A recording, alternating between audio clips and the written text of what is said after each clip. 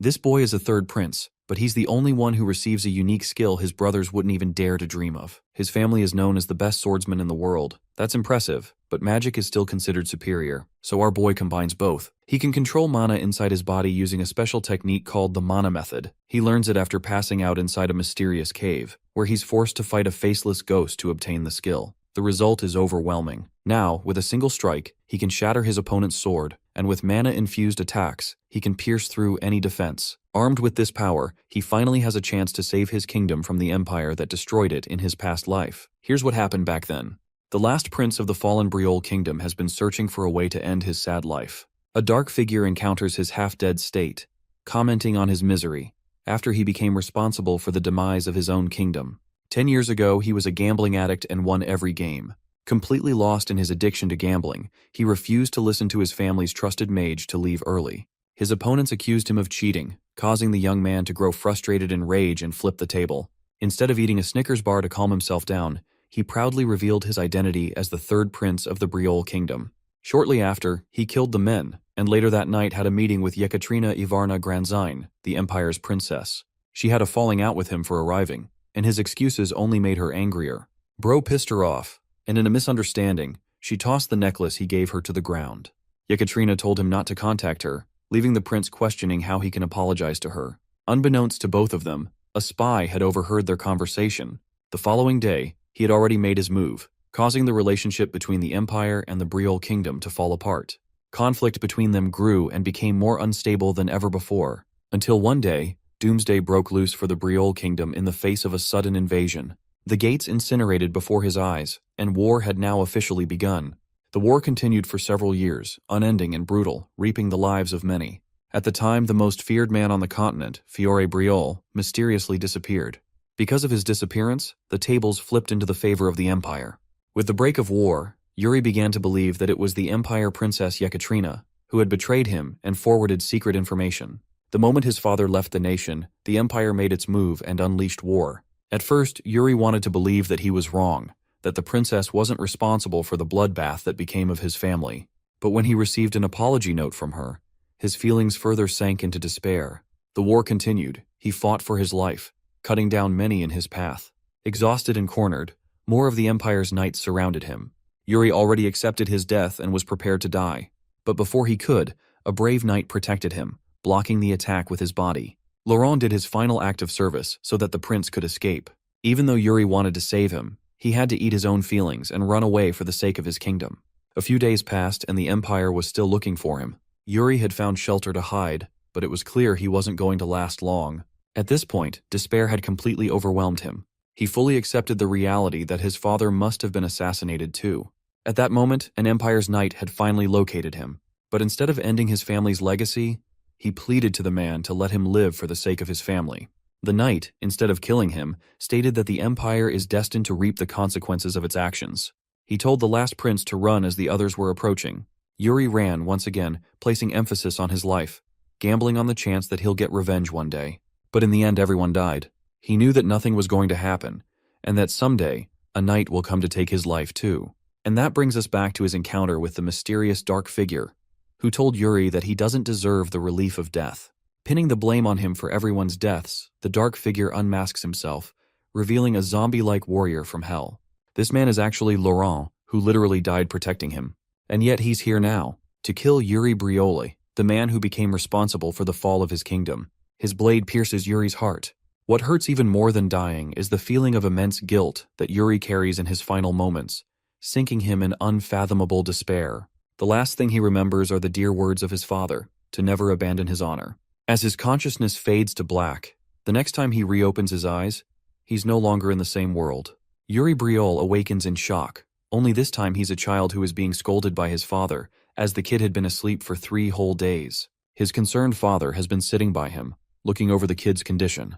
Too many things are happening at once. Yuri can't comprehend how the hell his father is still alive, or why he's here to begin with. Sinking into despair, the boy shrinks and grieves the death of his father right after his own. Though the leader of the Briols has no idea what his child is talking about, Yuri grabs his father's hand and admits that it's not an unbelievable ending, as even though his dad boasted about honor, he had plenty of dark secrets of his own. Finding his son's nonsense as ridiculous as ever, He smacks the kid's head, knocking the living daylights out of Yuri. The kid is brought to tears with that heavy smack, questioning why his father still can't deal with his troublesome habit of hitting even in hell. It seems like Yuri is fully convinced that both of them are in hell right now until a leaf blows by and shocks him to his very senses. His gaze shifts to the beautiful view outside as a stunning realization hits him. This isn't hell because it can't be decorated with such beauty of people that are full of life. Because if this was hell, then there would be other sinners roaming around the place, and plenty of demons would be taunting Yuri for the pathetic life he led, becoming responsible for the demise of his kingdom. Reality slowly starts sinking in as he looks at his father and the rest of his brothers. Suddenly, the kid's vision starts wavering again, and he collapses, causing his family to shout his name in worry. The truth is that at this moment, the third prince of the Brielle kingdom has regressed back to being 13 years old. Let's talk about his own thoughts for a moment. All this time, Yuri believed that this was some wild dream, or maybe some kind of déjà vu hitting him at the end of his life. But despite having tried his best, he couldn't wake up from the odd dream. What's more, the world as he knew it didn't end either. Life continued as usual, and the memories that he had once forgotten were resurfacing in his present life.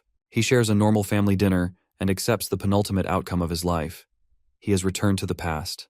The same spring when he became 13 years old. A second chance. A chance to correct everything. The next morning, one of the maids comes to help the young master wake up from his slumber. Yuri had even tasked her to wake him up on time, and yet he's still sleeping like a log. The kid wakes up in worry and shock, realizing that he's supposed to be attending his sword training class. He quickly hurries up his preparations, begging Ina to get everything ready while he washes himself. He's in such a state of hurry that even the maid Ina thinks he should calm down for a bit. She suggests they take it slowly by helping him wash his face first. By the way, seeing her alive and well again brings some really traumatizing memories flooding into his mind. Because in the real timeline, he found Ina slaughtered among the others. The chilling memory of her death still has him frustrated. Turning back to address her directly, Yuri makes an astonishing request. He wants his maid to slap the shit out of him. Ina is at a loss for words because her role is to serve him and to make sure he's okay. And to slap him, it would mean going against her role. It's a great crime for a servant. But Yuri argues that he's ordering her directly, so it should be okay. The maid is still concerned and asks if he's really certain about his decision. The confident Yuri is in the middle of completing his sentence when a loud smack hits his damn face. So loud that it even scares away the birds outside. Imagine how funny it would be if she killed him by accident. The story would end right here. The scene fast forwards to the training grounds. And yup, Yuri's face is swollen up like a balloon. He forgot just how strong Ina truly was as a maid. While he's practicing his blade, even the bystanders are laughing at his condition. Instead of offering him some kind of ointment to soothe the swelling, Bro got the entire gang laughing at him instead. The funniest part is how Bernard, his sword teacher, doesn't even acknowledge his face looking different today. The kid interestingly notes that his teacher doesn't even comment on Yuri's imperfect stance or positioning. He simply feeds the boy with a sparring experience without educating him with information. It makes Yuri want to question how this guy ended up becoming a teacher in the first place. The third prince then remembers a meeting he spied on between Bernard and his father. The sword teacher exclusively complained about Yuri's wasted potential. The kid could do much with his talent, but he isn't serious about his training, or else he has the fundamentals to become the finest warrior for their kingdom. Turns out that Bernard is actually a pretty good teacher. It's genuinely just Yuri being a terrible student that forced him into this role. In his original life, the young boy didn't think much of the meeting and simply got lazier. It frustrates the current version of him because he understands the mistakes he made in his youth. So this time, Yuri addresses his teacher and orders him that from now on, he'll be learning properly. He is officially ready to give his 100% in every session. The sword teacher smiles, questioning what's suddenly gotten into the boy, but he feels glad to hear those words. Unleashing a wave of thrilling blue aura, Bernard declares the start of the child's real training session. Saying so, he bolts into tremendous speed and clashes his blade against the young masters. Sensing that he wasn't clear with his words, Yuri hastens to stop the dude from ending his life. Bernard returns to his spot, while our boy is left with a horrific expression on his face. He was so in over his head earlier that he completely forgot about something truly important. The man bursting with blue aura and walking up to him was once revered as the sword demon before he began serving the kingdom. And well, that wets Yuri's pants, and you can see the fear just collecting on his face. After an excruciating training session, the kid drops on the ground in defeat and exhaustion. He had just experienced a taste of what a real training session looked like. The only reason he was even able to contend against his teacher just now was because of his experience as a mercenary from the original timeline. Despite struggling for his life, Yuri finds optimism in his training. Sure, it made him want to kill himself, but at least he's improving immensely along the way. The real kicker is actually Bernard's own reaction. He can't believe that the young prince was able to block every single attack. His rate of improvement became magical in the middle of their fight. Interrupting their session, Ina bangs the door open, panting and requesting the young master to come with her. Yuri and Bernard are alarmed to hear that the king is requesting for his son. When our boy asks what's causing so much urgency, he learns that it's because Count Johannes brought his own son to meet them. By the way, Count Johannes's son is actually the same bastard responsible for betraying Kingdom Briel and opening the gates for the Empire's attack. Got Barkvar is a traitorous slimeball, and now he's come to haunt him again. Addressing his maid, Yuri's voice fills up with cold determination as he inquires for the scumbag's location. In the next scene, the family is sharing a meal with their guests. Seeing the boy's behavior of the third prince, Count Johannes is rather surprised and even compliments the boy's physique. The king confirms this, and even thinks that perhaps Yuri is eating something new in his diet. Count Johannes jokingly responds that they should share whatever he's having with Got, his own son. The king returns the compliment and commends Got's intelligence. But apparently his father doesn't think the same and argues that his son is lacking in many areas. Speaking of which, Got appears to be dazzled by Yuri's brother, fangirling over him. As for our boy, he's busy glaring his ass down, causing Got to nervously avert his eyes. Yuri's other brother senses this and wonders if something happened between the two, seeing how they have some conflicting tension going on. The funny thing is how our boy casually admits that this kid stabbed him in the back. Hearing this, his brother taunts Yuri Briol for leaving someone like that alone, especially after they've betrayed him to such a degree. He isn't wrong, by the way. It seems like Yuri's got a hate boner for Got, pointing out how the kid only acts like he's of high nobility, when really he's just a wimp. The expression on his face hasn't changed. Growing pissed, Got furiously shoots him an angry glare, returning the same energy. Instead of escalating the situation, our boy decides to remain calm, remembering that he should handle the circumstances intelligently. After all, no way in hell is he going to let this bastard ruin the kingdom of Briol again, or repeat the mistakes from his past life. Speaking of which, Yuri also remembers having fought him around a similar time in his original life. Though they had a mere argument, it could have been the reason that led Got to betray the kingdom someday. In the next scene, they enter the training grounds, where Yuri tosses him a wooden stick, acknowledging Got's skills with a sword. The young fellow undermines his own abilities until our boy reminds him that their kingdom isn't known for producing wimpy and narrow-minded knights. Got doesn't really know where this is coming from, as he's far from becoming an actual knight anyway. Yuri straightforwardly reminds him that it's his destiny to become one someday, so he can't deny what's to come. While Pipsqueak is in the middle of countering his words, Yuri launches himself at full speed, confirming the start of the duel. Wielding the most legendary weapon in the entire universe, the almighty stick, clashes his stick against Got's, who calls him a coward for ambushing him suddenly. Our boy's not done yet. He showcases excellent battle IQ by kicking the dirt right into his opponent's face, blinding Got and creating an opening. The annoying kid is now done being toyed around with, reminding Yuri of the honorable way of fighting that the knights hold. But to his shock, bro literally throws his sword on the ground, which is a short way of saying, "I don't need a weapon to beat your ass. My hands are enough for the job." Propelling forward with a confident stride, Yuri kicks the ever-living crap out of the kid and knocks him to the ground. And here I thought you couldn't bitch-slap someone with a kick. Holding his wooden infinity stick of destruction in hand, he claims victory over Got Barkvar, reflecting that this same child ended up becoming a traitor who sold his family's honor to help the Empire's cause. He straight up tells Got that his father is an amazing man, a respected knight among the kingdom.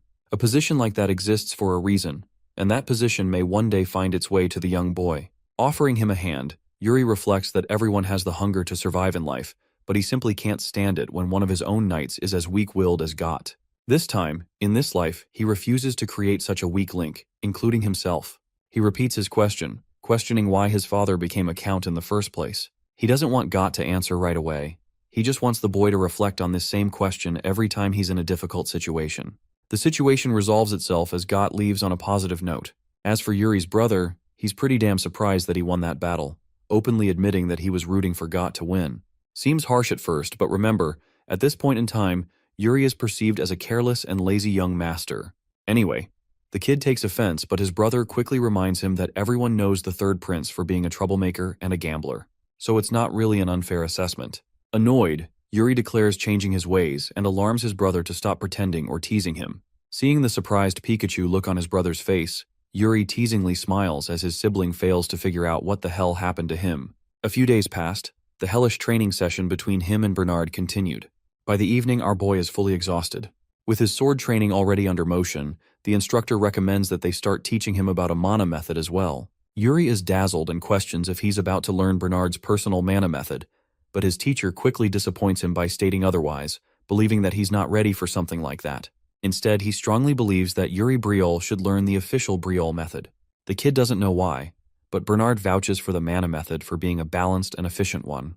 Now here's the thing. Our boy has already mastered the Briol method in his previous life, so he's not really getting any new gains by learning it again.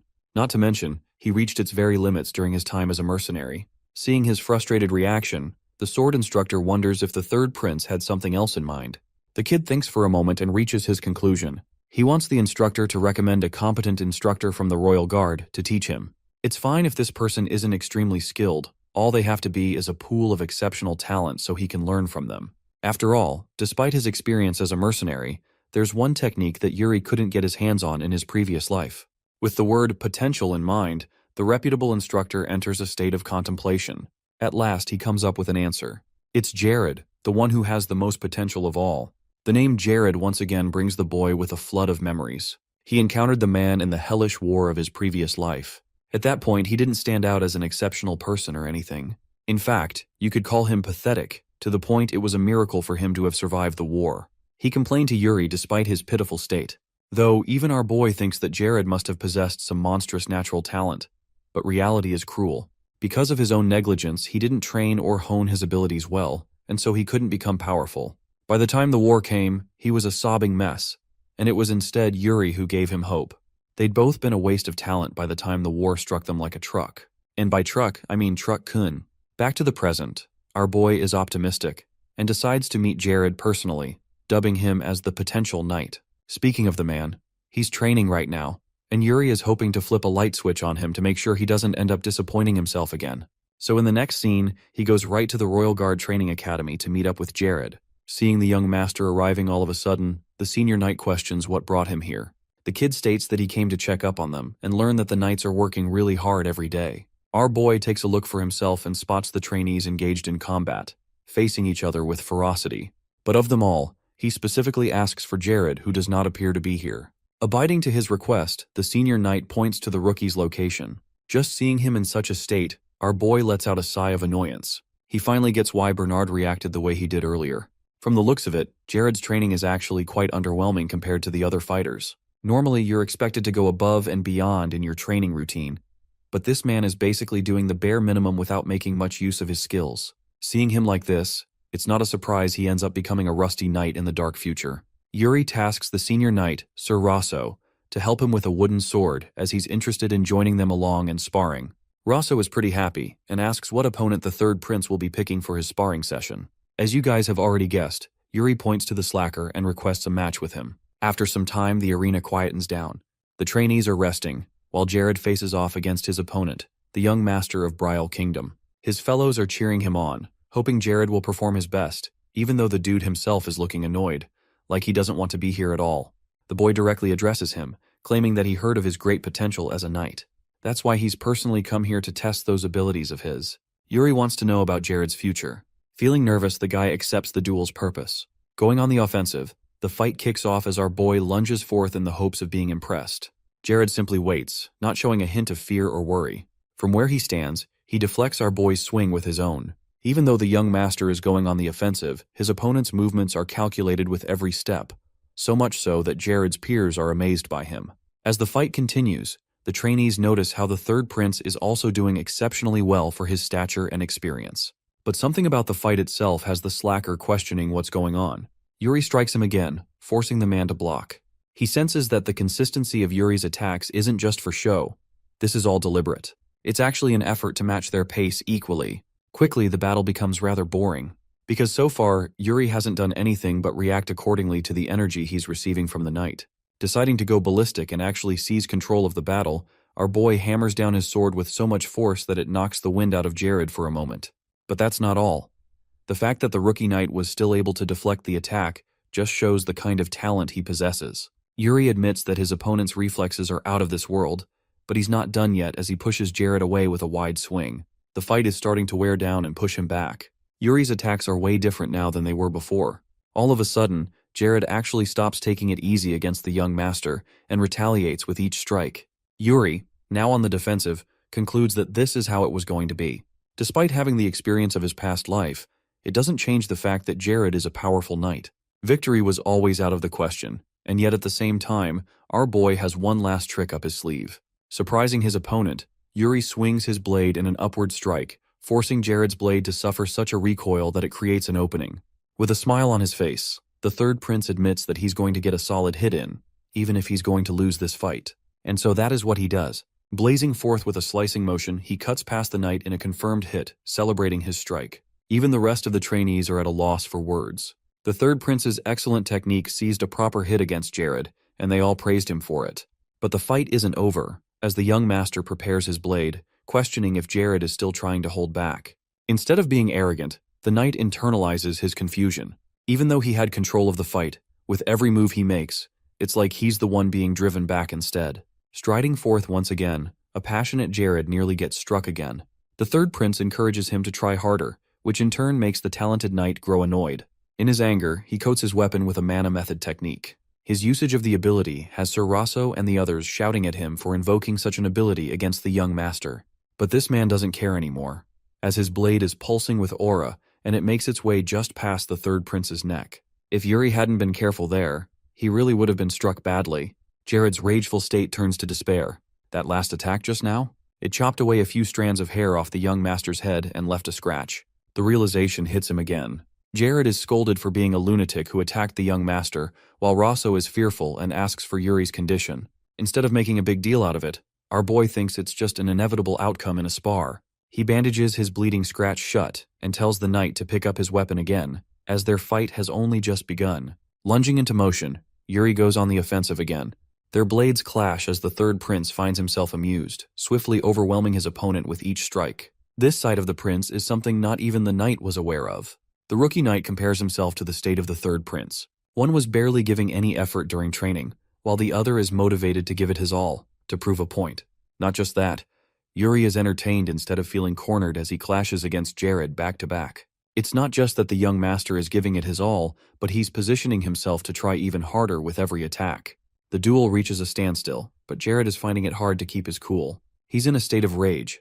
This kind of passion and fury never came to him before, even when he fought against stronger opponents.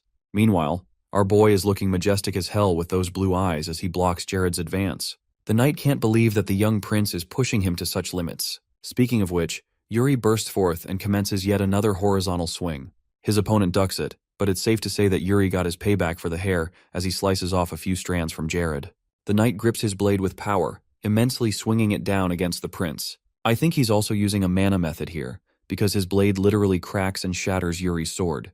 The fight reaches its end with a clear victor. Instead of feeling low about it, our boy maintains his calm and smiles at his opponent.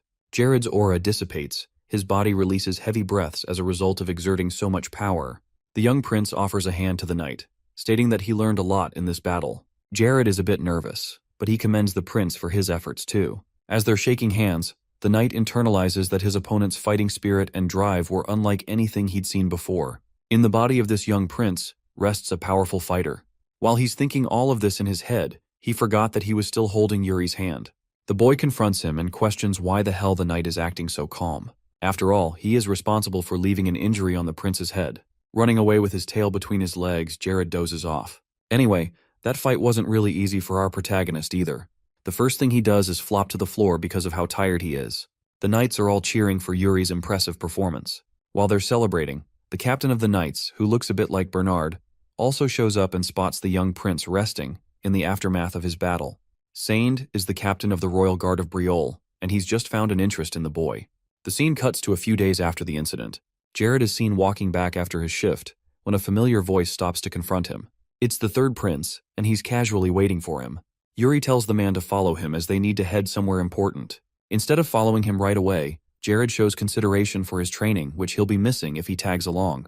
This is actually a pretty huge change, as noted by Yuri, because it shows that Jared shows regard for his abilities. At the same time, the third prince admits that he's the one who made it happen, so just this once, Jared must follow him. The knight accepts the order. It's not like he can defy the young prince anyway. Meanwhile, our boy is satisfied with the guy's current state. There's still much for them to work on, but it's a good start. Curious, the knight inquires about their destination. To that, Yuri tells him to just shut up and keep following. Jared is afraid that the young prince might be making trouble, but our boy assures him that nothing like that will happen, as they're not alone in this little journey. The knight asks about the others, while Yuri shouts at the man just ahead. It's actually the court mage of their family, Hernando, who is alarmed by the young master's sudden call. The kid immediately states that he's got to go somewhere and needs the mage to assist him. Hernando isn't falling for a request like that, and hurries to decline, until our boy hits him at his weakest, revealing that the mage has a mountain of gambling debt that could be paid off in an instant. Astonished, the mage turns back to confirm the young master's words. The prince assures the guy that he'll pay off everything, and it's not like he's scamming him either, as Yuri is known to never lie outside the gambling den. Seeing Hernando vouch for our boy's honesty, Yuri is pumped up, until reality crashes down on him when Hernando clarifies that all he's seen him do is lie inside the gambling den. So it doesn't really make a good impression of him. Still, Yuri assures him that he'll pay the debt, so the mage should follow him. Deciding to agree to the request, Hernando pulls out a whole-ass contract for him to sign, to make sure he isn't getting scammed. Yuri's face is left devastated, as our boy realizes that not even his title as the third prince is of much use in this damn world. Funnily enough, he puts all the damages under Jared's name, telling the knight to do his bidding. At first it seems like poor Jared is being shoved under the bus, but in reality, this is actually Yuri's way of dodging the contract completely. He wants the knight to act as a key witness between their verbal agreement. With that settled, Hernando is ready to hit the road, but he's still not sure where the heck they're going. After all, if the young prince is taking a knight and a mage to such lengths, then clearly the matter is urgent. At last, Yuri reveals his mission. They'll be heading to the Sword Mountain. The mage fails to comprehend the goal, until the young prince smiles and declares that they're gonna loot the dungeon of his ancestor. As they walk through the old abandoned tunnel with Jared leading the way, Hernando remarks that he never would have guessed a hidden path like this existed right beneath the royal palace. Jared turns and asks Yuri what's waiting for them at the end of this long cave, and the prince shrugs like it's no big deal while saying it leads to Sword Mountain, which stuns the knight, who asks if it's that legendary one from all the stories. Pausing for a moment, Yuri nods and confirms that it's exactly that one, then drifts off into memory lane as he recalls how his past life went wild when the founder's legacy was uncovered right after the Empire took over Briolle. While running away during all that chaos, he remembers seeing a newspaper saying a dungeon had been discovered inside Sword Mountain. On the flip side, he'd only used the tunnel to make a clean escape, and the so-called legacy slipped right into the crusty hands of the Empire.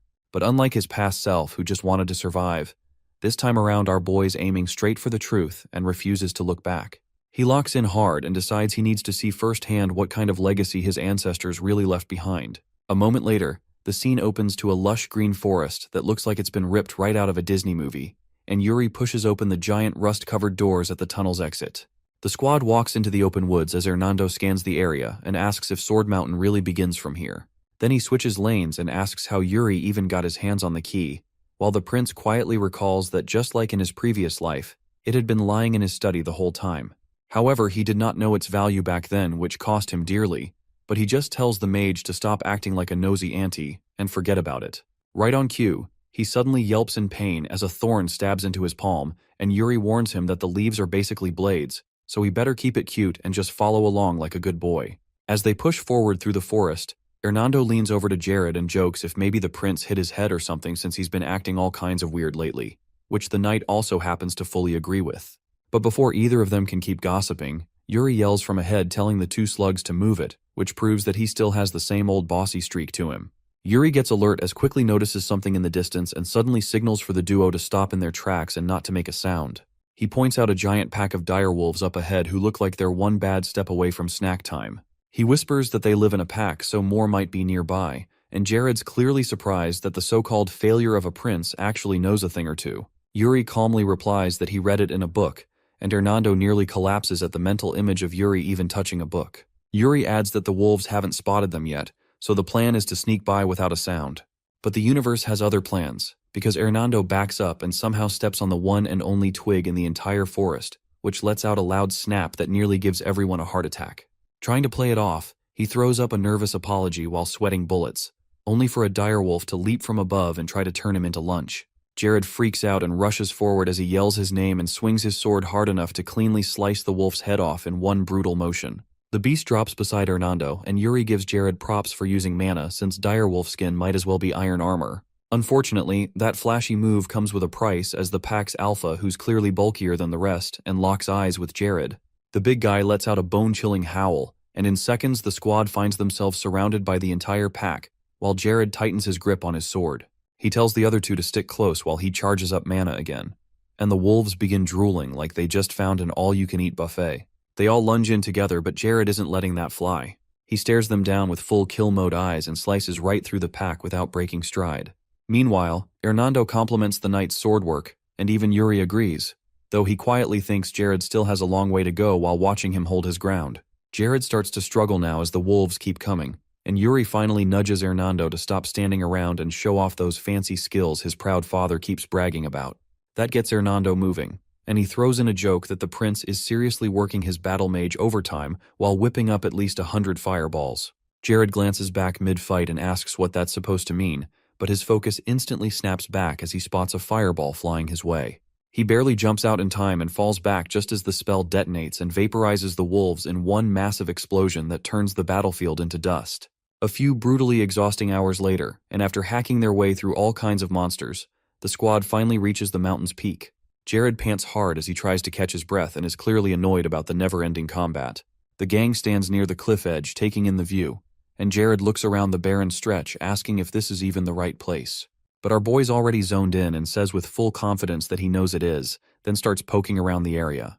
Peeking behind a rock, he finally spots something shiny buried in the ground, and his eyes widen like a kid on Christmas. Yuri doesn't wait for a second and starts to dig it out while Jared rushes over to stop him and says he shouldn't be doing grunt work. He calls Hernando over too, but the pampered mage acts horrified and claims touching dirt is beneath his rank, and calls it a disgrace for a mage. A little while later, they manage to pull the thing out, and Yuri lifts the sword from the ground, staring at the shiny, expensive-looking blade with a sparkle in his eyes. Hernando hits his detective stance and notes that it doesn't even look that old, maybe like it was just placed there recently. Yuri narrows his eyes and spots something at the base of the blade, which is the word guilty carved into it.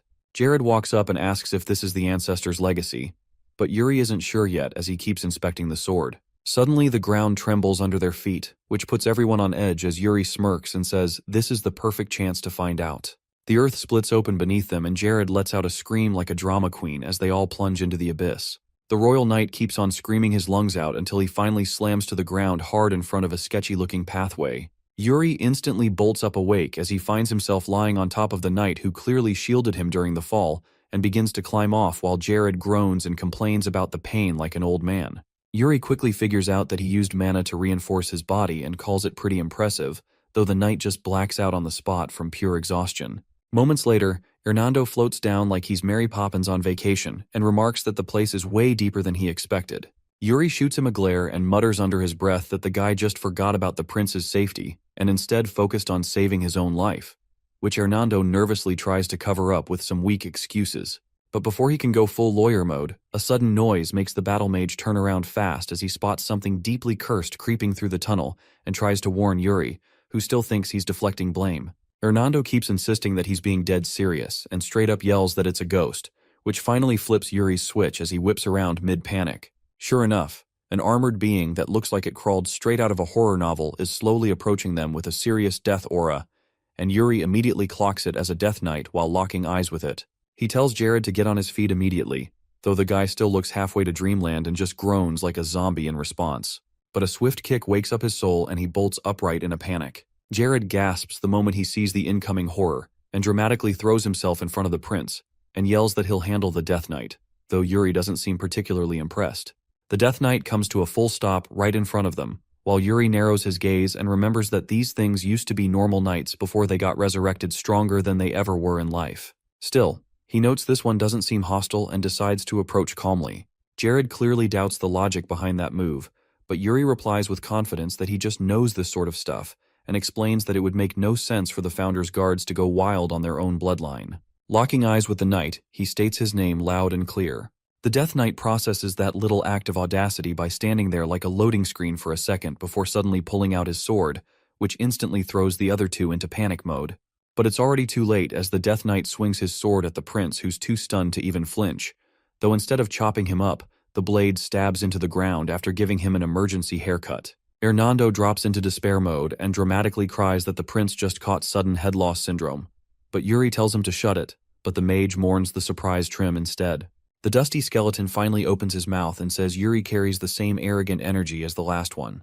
After sheathing his blade, Yuri asks who that mysterious guy even is, and the Death Knight reveals himself as Eric Briol, which instantly drops everyone's jaws. Jared echoes the name in disbelief while Hernando goes full lore nerd and explains that it's the one and only Giga Chad that no one in Briol could forget, the guy who conquered the entire continent solo. He is also the founder of the Briol Kingdom and served as its first ever king.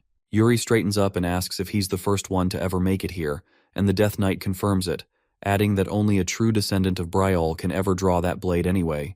This locks in Yuri's suspicions for good that the sword really is the treasured heirloom used by his ancestors, and he brings it closer to his face to inspect. The Death Knight casually mentions that he used it before, which instantly kills Yuri's vibe, and leaves him mildly annoyed, which confuses the Death Knight. However, our boy just apologizes for taking his stuff. The skeleton then drops his full government tone and asks Yuri to speak honestly about why he came here. Yuri tightens his grip on the blade as he declares his full name, and demands that the knight hand over the founder's legacy. The Death Knight stares for a while before turning toward the glowing crystal and dramatically announces that the time has come to fulfill his duty. He adds that he will grant Yuri what he came for, and the prince starts sweating slightly as he begins to follow behind. Meanwhile, Jared looks completely zoned out as he silently processes all the recent paranormal drama, realizing that this royal guard life is not what he signed up for.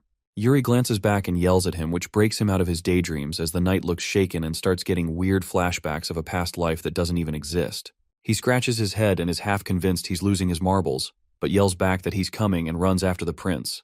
The Death Knight steps up to the crystal and slowly lowers himself onto its base like his ancient knees just gave up as he strikes a pose and radiates pure aura. The crystal starts glowing intensely, which forces the squad to shield their eyes, while the skeleton declares that he hopes the prince is truly worthy. Instantly, Yuri gets teleported into a barren desert-like zone and starts spinning around in panic and wonders where in the world he landed. He spots a figure approaching in the distance and briefly thinks it might be the founder himself. But that hope vanishes fast when he realizes the thing isn't even human and is already charging full speed at him with a sword in hand. He barely manages to block the incoming attack and grunts from the force. Locking his eyes on the blue glowing orb, he stares in disbelief as he realizes that the thing is actually wielding a mana sword. The transparent fighter gestures to the glowing blue orb embedded in its chest, which leaves Yuri a bit baffled, but it doesn't stop there.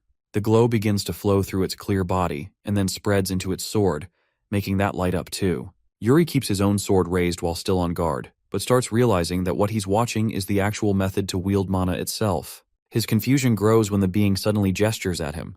He shouts at the thing to ask if it seriously wants him to copy its movements, even though they're clearly supposed to be in the middle of a duel right now. Scratching his head, Yuri mutters that the founder might have really lost his mind before dying. The concept of throwing someone who hasn't even touched the mana method into a real fight to teach them by force only sounds like the kind of move someone living their second life would even think up. He comes to the conclusion that someone might just be him. Yuri crouches down and focuses as he starts channeling mana into his palm and watches it glow softly. He's stuck trying to understand how to use the technique, but he raises his sword and calls out to the faceless figure and says he's still not getting it. He asks it to demonstrate properly one more time and gets a wild grin in response as the being lifts its sword again. That moment hits Yuri that he realizes he has no choice but to get stronger no matter what. He stands off against the warrior and swears that since the Empire is bound to reveal its true face and attempt to invade Briol, this time will be different. There's no way he's repeating his past failures and promises to destroy them completely this time, even if it means to give up his own life. He tightens his grip on the sword and quietly mutters that this must be the swordsmanship of the Ancestor King. Yuri doesn't hesitate for a second more as he charges in at lightning speed and slashes with full concentration, while he vows to absorb every technique thrown at him and begins his intense battle against the faceless fighter once again. Meanwhile, Jared slowly opens his eyes in a completely unfamiliar space and looks around with a confused look. He quickly figures out that he's standing in what looks like a training ground. Trying to find any signs of life, he comes up short and comments that everything here feels far too real to be any kind of dream. He senses something is off and clutches his sword tightly while he yells out that whatever is hiding should stop acting scared and just come out already. Behind him, someone begins walking up and he spins around, ready for a fight, but then freezes in confusion when he comes face to face with a mirror image of himself. He wonders aloud if this is supposed to be the Death Knight's idea of a trial. He calmly asks the copy for its name and whether it's supposed to be Jared too. Finally, the doppelganger opens its mouth and tells him he shouldn't be trying to fight fate, which throws Jared off. The copy smugly questions if he didn't just join the royal guards to have the easy life with riches. It adds that he should stay far away from the third prince, and warns him that the more he fights fate, the more miserable he'll end up, while Jared narrows his eyes and listens in silence. Taking a deep breath, he looks down at his sword and realizes that maybe the old him would have agreed with all of that, but things aren't the same anymore. His mind goes back to all those sparring matches with the prince. A wide grin breaks out across his face as he calls out the fake for being salty and starts spitting Shakespeare, and states that once a blade is swung, your only job is to focus on the next one. Because if you get caught up in what already happened, it will just mess up your head even more. The fake Jared doesn't let that pass and fires up his mana sword with a taunt and calls him arrogant. He sprints forward and launches a jab, but Jared manages to block it with ease. As their swords clash, Jared picks up on the pattern quickly and thinks about how boring this copy is, never taking risks and dumping everything into defense. The clone jumps up, but Jared sees right through it right away. He thinks back on how painfully dull he used to be and lands a clean hit that sends the double crashing to the ground. Jared takes a breath of victory but stays on guard just in case. Sure enough, the fake begins to melt into some gooey substance, and the real Jared watches closely as it transforms into a giant sludge beast. He realizes that the real fight's only just started. The knight stares down the oversized goo creature and mutters that it's just another loud brute, and silently hopes the prince is managing on his end too.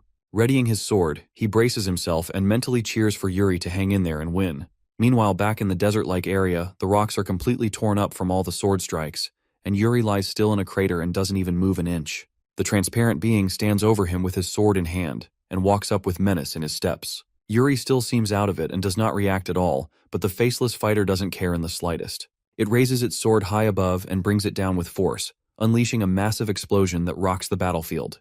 However, just as the transparent figure brings its sword crashing down, Yuri drops the act as he clutches his sword tight, and while flooding it with mana, he thrusts it straight toward the being. With acrobat-like reflexes, the guy manages to bend backward just in time to dodge, though the swing still sets off a massive mana explosion. As nimble as ever, the faceless fighter hops back a few steps while Yuri exhales sharply as he finally catches a second to breathe. He wonders just how long this duel has been going on. He admits that the last move was extremely reckless and dumb, but the way he slashed and the way mana surged through his blade, especially the way he fought like his life depended on every clash, that's what finally helped him start to feel it click. He stares down at the blade in his hand, now pulsing with power, and senses a breakthrough.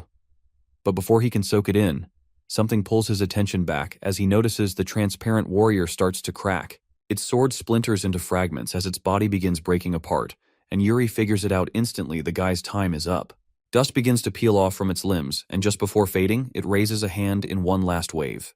The prince watches the remains scatter into the air with a strange smile tugging at his lips. He closes his eyes and quietly thanks the faceless mentor, right as his own form starts to dissolve too. Eventually, Yuri groans and slowly opens his eyes and blinks off the haze as he looks around in confusion. His companions are waking up and look like they have gone through something similar too, and that's when it clicks that they're finally back. The Death Knight watches and remarks smugly that it sure seems like they all had a nice little dream. Yuri is still a bit out of it, but manages to ask what that even was. He gets told it was all part of the founder's master plan, which is something he left behind in case his future descendants ever made it to this place. Yuri remembers how in his past life, the Empire completely demolished Sword Mountain, which probably explains why no one from the Brielle family ever got close to this legacy before. Instead of letting it go, he asks if the founder himself used this mana method, but the Death Knight denies it. The founder didn't use it, but this was his final legacy, as after journeying across the world, he took every skill he deemed worthy and fused them into one final technique, and Yuri is the very first to inherit it. The prince looks thoughtful, and then questions why Eric didn't just pass this down to the royal bloodline directly. The skeleton explains that the dungeon only opens when the time is right, and since it opened now, it means that this power is needed. Yuri asks what exactly that timing means, but the knight shuts down that it's not his place to answer that question, and Yuri's got to figure that part out for himself. He focuses on the sword again in interest and asks its name, and the Death Knight reveals it's called Soul Severance. The name lingers in Yuri's head, but before he can stew in it, the knight tells him to bend the knee like he's about to pass down the family heirloom, and his aura makes it clear he's not playing around. Yuri drops to his knees on instinct with no hesitation, and the Death Knight places his hand on the boy's head and begins reciting the vow. He tells Yuri to never fear his enemies, and the prince replies with a solid yes. He continues and commands him to follow what he believes in and no matter what, fulfill Brielle's duty until the end. Then without warning, the knight grips Yuri's head tighter and pulls it back as he orders him to lock in and remember this next part well, that Brielle never throws away its honor, even if the cost is life itself. With those final words, the Death Knight begins to turn to dust as well, having finally completed his mission. His voice fades with one last line that this is the oath of Brielle, while Yuri says nothing and can only stare at the fading night. The next morning the maid barges in and pulls open the curtains and announces that it's morning. From under the covers, Yuri groans in protest, and she asks if he's feeling tired since he apparently came home super late last night, and warns him not to lie back down or he'll fall asleep again. Yuri yawns and explains that he made a stop at the Royal Archives, which is why he got in so late. The maid seems curious and asks why he did that, and he answers that he was looking for a particular record. While digging through the family archives last night, Yuri came across something interesting that the record stated the founder had a sibling, someone who tossed away their honor and then just vanished from the pages of history without a trace. Staring at the sword now, Yuri figures that brother must have been the Death Knight and that the sword originally belonged to him. She reminds him that he should probably get dressed, since the king is apparently waiting to see him, which makes Yuri's heart nearly skip a beat. She adds that she isn't sure why, but after Hernando's meeting with His Majesty, the king immediately asked for him. Yuri starts sweating bullets and curses Hernando in his head as the events of the previous night flood back. He remembers Hernando's face telling him straight up that he was going to report everything to the king. Yuri asks if that's really necessary, but the guy just smirks and says he kind of feels like it is. Yuri grabs his head in stress and realizes that everything must have been reported by now. Later inside the gleaming royal hall, Yuri stands beneath a chandelier that looks expensive enough to bankrupt a city and announces that he's here as requested. The king sits there as he scratches his head and is clearly unsure what to even do with him at this point. He opens with the fact that Hernando already told him everything and scolds him hard for sneaking off, and not to mention that he somehow managed to find the secret dungeon and came out with the founder's legacy. Yuri doesn't deny any of it and admits it's all true. But that doesn't stop the king from rising from his seat, and if he really found the sword down there, which Yuri confirms to be true as well. His Majesty walks toward him slowly as his tone turns heavy and states that lately he's heard from a lot of people that Yuri has changed a lot. The king narrows his eyes and starts rattling off names, listing everyone who's told him about Yuri's sudden shift in personality, with the final nail in the coffin being Hernando. Placing a hand on his son's head, the king commands him to speak and demands to know what exactly happened to trigger this transformation. Yuri gulps nervously as holds his sword tighter but says nothing. The king doesn't back off and presses again, asking if he doesn't want to give a reason. Yuri stammers that it's not that, but the king cuts in and wonders why he's hesitating then. The prince replies that he's scared because His Majesty's been clenching his fist tightly all this time. Realizing this, the king loosens his grip and tells him to spit it out already. Yuri finally opens up and says that he had a dream which puts the king on alert. But Yuri continues that in the dream, he committed an unforgivable sin. The king still looks unconvinced and repeats the phrase slowly. Using his full government name, Father Brielle straight up asks, what was that unforgivable he committed that led to such a change in attitude, while Yuri just stares at him eye to eye. Yuri pauses for a long second before finally admitting that his sin was failing to protect Brielle to the very end. In the dream, the kingdom was thrown into the chaos of war, and countless innocent people were wiped out without mercy. The prince tried to turn the tide and stand his ground, but completely failed. After Brielle fell, he fled in shame while he got stripped of his honor and ended up dying as a miserable, broken-down man.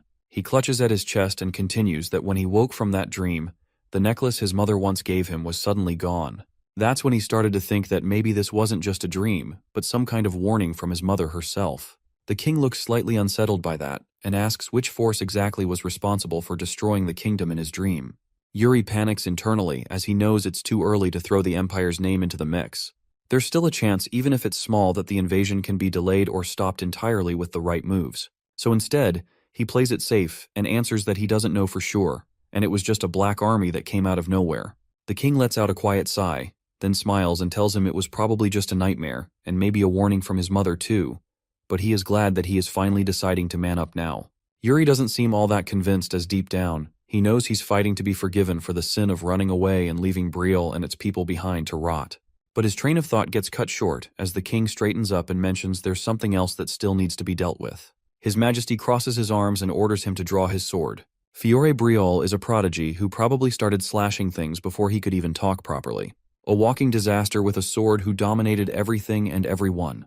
His name was carved into the continent through sheer unmatched skill, raw talent, and a level of martial skillfulness that had no business existing in a single man. Back then, there was talk about the top 10 strongest people alive, and Fiore was the kind of man who hovered right at the top of that list.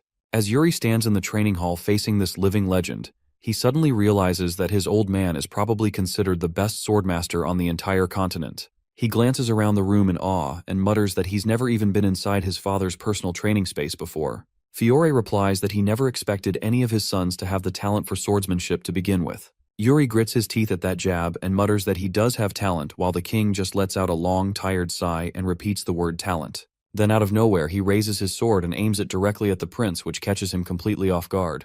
He starts listing off all the usual physical skills such as speed, reflexes, instinct, and asks if having all of those automatically makes someone the greatest swordsman. Still holding his sword at Yuri's throat, he answers his own question that none of those are the answers, and the most important thing is the drive that pushes the swordsman beyond his limits. His gaze sharpens and grows heavier as he explains that it goes beyond duty or expectation, but all of a sudden his eyes glow red. Yuri's body stiffens as he senses the sheer pressure rolling off him, and that his aura around him completely changes into something terrifying. Fiore lowers his sword and goes on that he doesn't even know how to put that feeling into proper words, so instead, he simply calls it the sword's calling. Yuri stares in surprise and lowers his own sword and quietly asks if that's supposed to mean destiny or something. Fiore closes his eyes and agrees that it could be called that. Yuri goes quiet as his thoughts spiral again and recalls that he was never destined to wield a sword in his previous life, and wonders what changed all of a sudden. His eyes flick toward the blade in his hands, as if searching for some kind of answer in its reflection. Fiore interrupts and throws out another question that should Yuri even be holding that sword at all. He pushes and asks if Yuri can even hear the sword's calling, and demands to know would he still hold on to it, even while staring in the face of death. Yuri is completely shaken as he stutters to get an answer out that he doesn't feel anything in the first place. However, he is met with the ice-cold gaze of his father, and gets frightened as he takes a step back with wobbly legs. Suddenly, it feels like he's being watched with evil eyes surrounding him, and he completely starts to spiral. His past life's worst memories come crashing back like a tidal wave as he remembers his loyal comrades screaming at him to dodge and to run away, while others cried for help. They called out to him, but he could not even answer them back. The world around him shifts, and once again he is back in his old life, where everything was burning around him. The soldiers of the Empire march forward as they trample the lifeless body of Hernandos beneath his foot. Civilians are slaughtered without hesitation, while the older version of Yuri just stands there and watches it all unfold. He suddenly gasps and looks around in horror and wonders why Briol is burning now. Out of nowhere, a voice calls out that it is the third prince over there, the last surviving prince of the Briol family. Enemy soldiers spot him and start closing in while he stares down at his trembling hands. That's when the brutal truth hits him like a hammer that somehow, he's been dragged back to the exact moment when Briol was destroyed. Briol is burning to the ground, and the Imperial army is out hunting for Prince Yuri of Briol. Yuri's mind is spinning as he finds himself back in the same place all over again, only to be chased down once more for being the last surviving Briolian and the only heir who can bring back the lost honor of Briol. The guy's frozen on the spot, completely stunned, not sure how it's even possible for him to be here. The Imperial army's itching to take the prince out, one of them even lunging from behind to take his head off.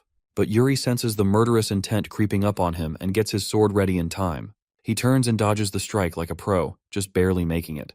Now it's a full-on clash of blades, raw strength clashing as Yuri struggles to hold his ground. With a solid swing, the guy slices the Imperial soldier's roach clean in half. One threat down, but before he can catch a breath, he hears his own men shouting, jumping in to protect their prince. They're screaming at Yuri to make a run for it while they buy him some time.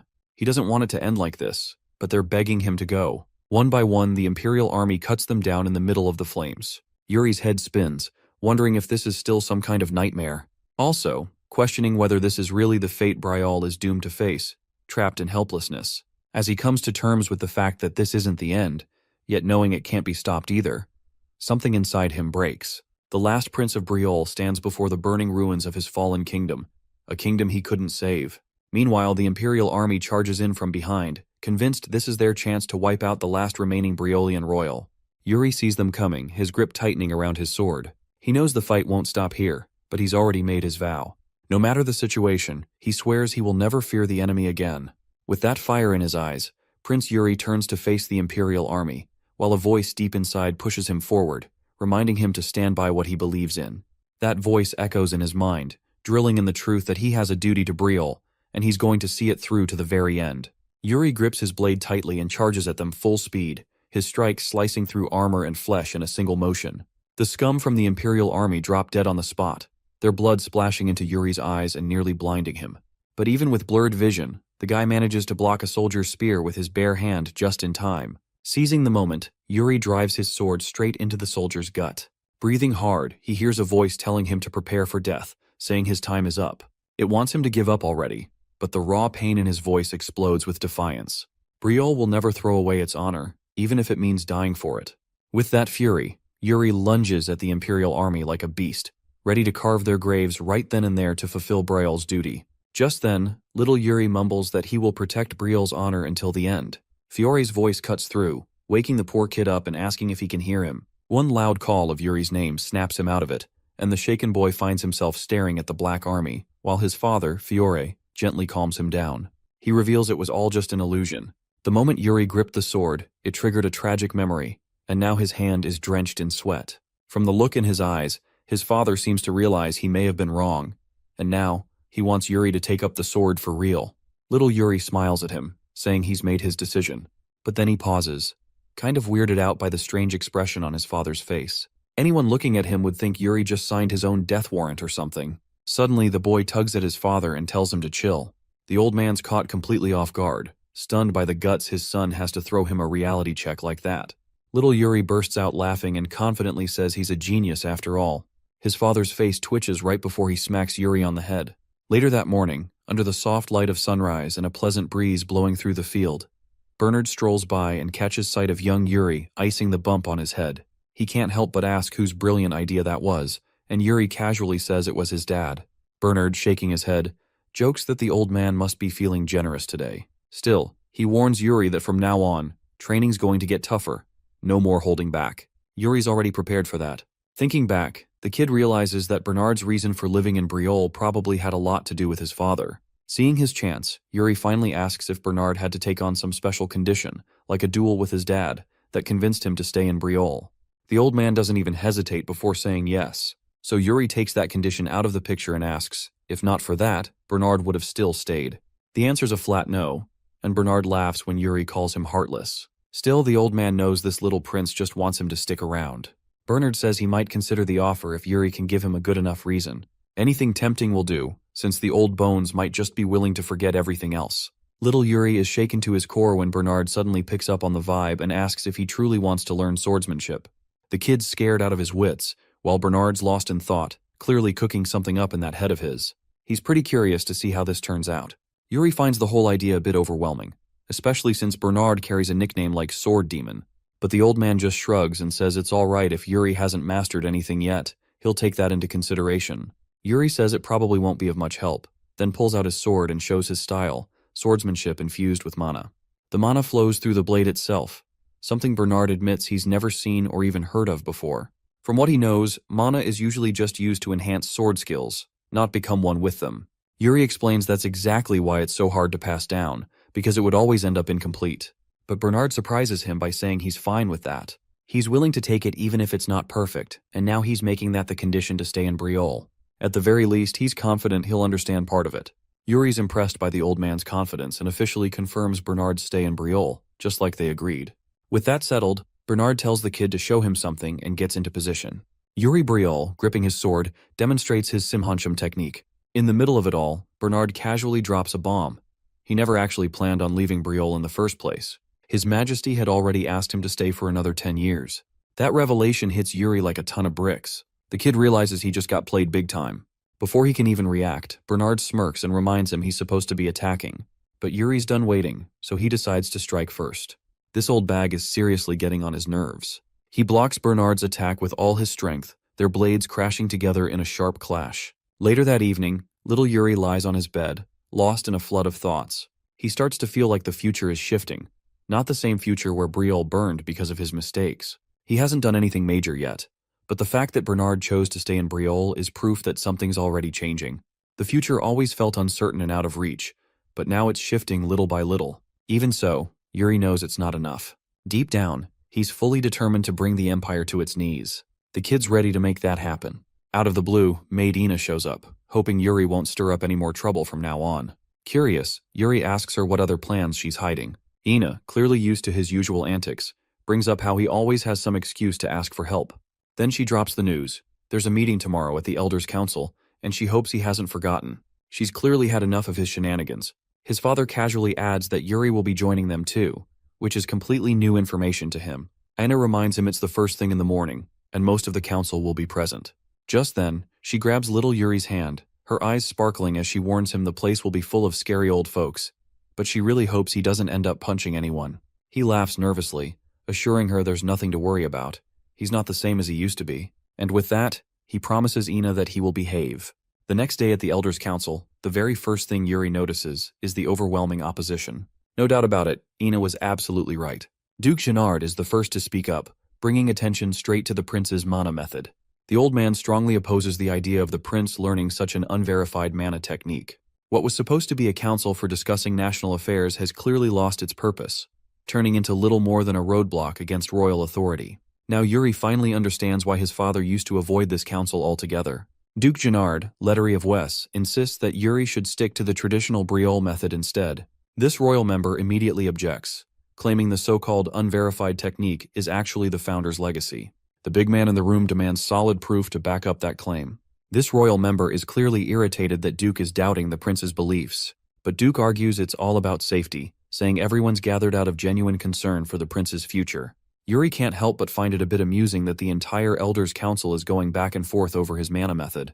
It almost feels like an honor, especially considering that after Briole fell, the same man who bowed his head to the emperor is now speaking so smoothly, it's more than a little ironic. Duke then calls for the opinion of Sained, captain of the Royal Guard. Sained, trying to stay neutral, admits he's not sure. Every mana method has its pros and cons, and people have different affinities. Duke jumps on that statement, using it to push his agenda by pointing out that even the Royal Guard captain has doubts, so it's better to throw the whole thing out.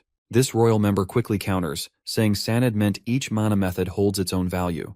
Duke's sidekick jumps in, accusing the Duke of worrying that the method might harm the prince. Yuri senses the mood shifting fast, and he's not liking it one bit. In just a few seconds, the entire council had completely turned on him.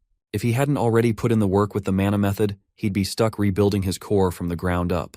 But since he stuck to the founder's original vision, his Simhancham was already deeply rooted in his core. Yuri's at a loss for words, tense and unsure how to move forward as the weight of the council's judgment hangs over him. Just as the silence starts to feel suffocating, a voice cuts through the hall, sharp and casual, saying they sure know how to talk big. All eyes turn as Free Baron Calcio Arancha steps forward, breaking the tension.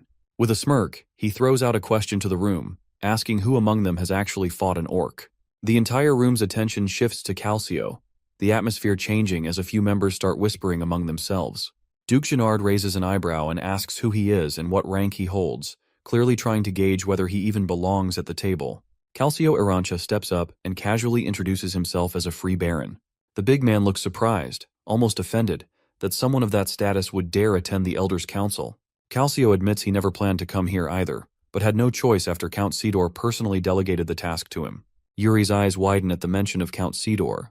The name brings back memories. He's the border count, the one who guards the outer edges of Briole, a lord known for fighting on the front lines. That man is a living legend, a true soldier who spent his life on the battlefield, and now his name is being dropped in this very hall. Although Yuri knows full well that Count Sidor has little to no interest in noble gatherings, he still can't figure out why the man would bother sending a representative to the council. This royal member beats him to the question, asking why exactly Count Sidor sent Calcio here. Calcio, with a sly grin, jokes that Sidor wanted him to witness all the snooty nobles talk big about politics without actually doing anything. After watching everything unfold, he admits it all makes sense now, why Sidor sent only him. Then, shifting the tone, Calcio explains that on the real battlefield, the type of mana method doesn't matter. Whether it's the Empire's Lion Fang art or Briole's traditional method, what truly counts is the person wielding it. He turns to Yuri, saying he'd like to hear the prince's own thoughts on the matter. Taking the opportunity, Yuri steps forward and expresses his desire to learn the founding king's mana method. What confuses him is why it's even causing so much controversy in the first place. And with that, Prince Briole makes himself clear. No matter what anyone says, he's going to pursue the founder's mana method, one way or another. Calcio goes on to say that the sword-bearing prince is clearly set on following the will and method of their founder. He adds that most of the people in this room have neither the authority nor the responsibility to speak on the matter, especially when it doesn't concern them directly. He takes a jab at the lazy nobles glued to their scholarly chairs, saying anyone who's never stepped onto a battlefield shouldn't even have a say. Duke Genard comments that the Free Baron certainly speaks bluntly. Calcio smiles and says slaying orcs tends to rub the manners off a person, so so he hopes the Duke can overlook that. He then circles back to his original question, asking who here has actually slain an orc. The room falls into a blunt silence. Calcio keeps the pressure going, making it clear that monsters don't care what kind of mana method one uses. The way he speaks has everyone in the room looking nervous. Duke's sidekick agrees with Calcio to a point, but insists Yuri is still just a kid who lacks proper judgment. Yuri doesn't take that lightly and fires back, asking if Duke's sidekick is really questioning his judgment. He reminds everyone that his mana method can't just be scrapped or overhauled like it's nothing. Calcio backs him up, saying Yuri isn't the type to give up so easily, and asks if the council seriously plans to rip out the kid's core by force. Duke's sidekick's anger spikes, but Calcio stays cool, pointing out how pointless this whole debate is starting to look. Little Yuri is probably turning into a Calcio fan at this point, flashing him a grateful smile for stepping in. Calcio lays it out straight, saying they're practically harming the prince's well-being by wasting time on pointless debates. It's as if the royal capital has the luxury to sit around talking nonsense. That's all it takes for Duke Gennard to lose his temper, clearly fed up after taking what feels like a verbal smack to the face. He snaps back at Calcio, accusing the border of draining the budget while staying conveniently silent. That hits a nerve. Calcio's sharp glare cuts into him as he asks if it only stops being quiet when 100 people have to die. The guy adds a grim truth about life on the front lines, saying there are daily reports of soldiers dying out there. It's hard to believe no one here has had even a minute to hear about any of them. He mentions that on the very day he left the border, word came in that 4 soldiers had died, one of them being a friend he had shared breakfast with that same morning. He quietly confesses that he laid the burial cloth himself before coming here. With that, he makes it clear that orcs don't rest. They're a race born for battle and bloodshed. His words trigger a memory in Yuri, reminding him of the conflict between Briolle and the Klein Duchy back then. That tension gave the orcs an opening to cross the border and cause havoc. Yuri asks if things have been different lately, and Calcio tells him they have been much more concerning than normal. Yuri also confirms if Klein's soldiers were at the border, but Calcio said the border guards had suddenly pulled back. That's when Yuri learns the nearby villages were burned down, with people either enslaved or slaughtered entirely. It leaves him wondering if this is turning into a civil war, or if Duke Gennard's third son made some serious mistake. Everyone listens to the grim discussion in silence, unsure how the prince is even holding himself together. Without waiting any longer, Prince Yuri brings the meeting to a close and stands to leave. Duke Gennard tries to interrupt, but Yuri shuts him down cold, throwing shade at the so-called noble for wasting time on trivial issues like mana methods. He tells them straight, they'd be better off focusing their energy on real problems, like strengthening defenses against the Duchy of Klein and the orcs. With that, the kid delivers a clean hit to the pride of every greedy scum in the room, telling them to stop obsessing over a teenage boy and start doing their actual jobs. Later, the whole fiasco involving the third prince reaches Count Sidor's ears as Calcio fills him in on what went down at the Elders' Council. He tells Sidor that the kid seems like a completely different person now. Sidor asks for Calcio's honest opinion, and Calcio simply says the prince's eyes didn't look bad to him. Taking that into account, Sidor assigns Calcio to keep a close watch on the third prince, maybe even dig a little deeper. With that, Sidor ends the call through the crystal, saying they'll talk again soon. After the connection cuts off, Calcio stands there thinking about how soldiers keep dying on the borders while everything here feels so peaceful. Just then, he spots the third prince outside. Hernando, on Yuri's request, has snuck out of the palace with him like a pair of runaways. Yuri teases him, asking if he used to run away from home 3 times a day like he does. Hernando laughs and calls himself quite the delinquent. Yuri doesn't get why this clumsy guy is so hyped up when he's got the freedom to stroll around anytime he wants. But Hernando lives for the thrill of rebellion, especially when it involves doing something forbidden, like a prince sneaking out of the palace. He asks for the spicy plan, but Yuri shrugs and says there's nothing wild going on while he's around. Still, Hernando presses him to spill what's really up. Turns out, Yuri's planning to hit the biggest illegal casino in the capital. Hernando's stunned. He thought Yuri wasn't going to do anything reckless. Now the kid's begging him to spill the directions to the place, claiming it's all for the sake of Briolle. That instantly flipped a switch in Hernando. He suddenly lit up with excitement and happily agreed to lead the way, eager to help turn that casino upside down. Among the names that everyone in Briolle tossed around in his past life, a few always stood out. This includes the king of the underworld, who doubled as a massive loan shark, and the business titan who built the continent's biggest trading company. Next, Briolle's streets were seized by fear, thanks to the legendary assassin who took off the crime boss's head. The man who got assassinated was Goryo, yet here he is now, the underworld's top loan shark, standing before little Yuri. Goryo says it is an honor to host such high-born guests in his casino, and Yuri instantly realizes that Goryo already knows they are the third prince and the royal mage, which is why he came down to greet them in person. Yuri makes it clear he is not here just to gamble. Goryo catches the shift in tone and smoothly moves into business mode. Meanwhile, Hernando looks downright betrayed. He came chasing thrills and poker tables, not political power plays. Yuri shuts him up with a look. Goryo asks if Yuri's here to borrow money. Turns out Yuri's actually thinking of flipping it into an investment. But Goryo sees right through him. The kid's clearly building his own stash on the side, and the fact that he came to him instead of a bank makes things a whole lot more interesting. Goryo figures the third prince has bigger plans and some serious ambition behind those eyes. But Yuri's not looking to get into the details. He shuts it down, reminding Goryo that asking questions isn't part of his job. Goryo backs off, switching gears and apologizing. Yuri leans in, casually pointing out that he's the one borrowing the money here. Goryo intends to know what the fund even for. Turns out Yuri's aiming to buy up mugranza, a rare spice from the Klein Mountains. He bets that the supply won't come close to meeting the demand. Hernando feels like everything's moving a little too fast for comfort. Goryo knows mugranza plays a key role in crafting high-end perfumes, but he's still unsure if it's worth betting money on. Yuri, though, is dead certain the buzz will kick in soon. Hernando knows the civil war brewing in the Klein Principality, and the orcs roaming the region, casting doubt on whether spice prices will really explode. He starts to suspect the kid might just be trying to corner the market on a local rarity before anyone else catches on. Still, the way Yuri carries himself makes it clear that he's not just throwing darts in the dark. Even Goryo gets the sense that Yuri Briol isn't some naive noble playing merchant. Kid is calculated, sharp, and probably knows a lot more than he's letting slip. Now Yuri starts working out the numbers, not as a prince but as a serious investor. Goryo takes his time thinking it through before finally having the kid sign the agreement. Yuri's all smiles, clearly pleased with the deal he just locked in. Hernando, meanwhile, can't wrap his head around how this kid had the guts to borrow such a huge amount from Goryo of all people.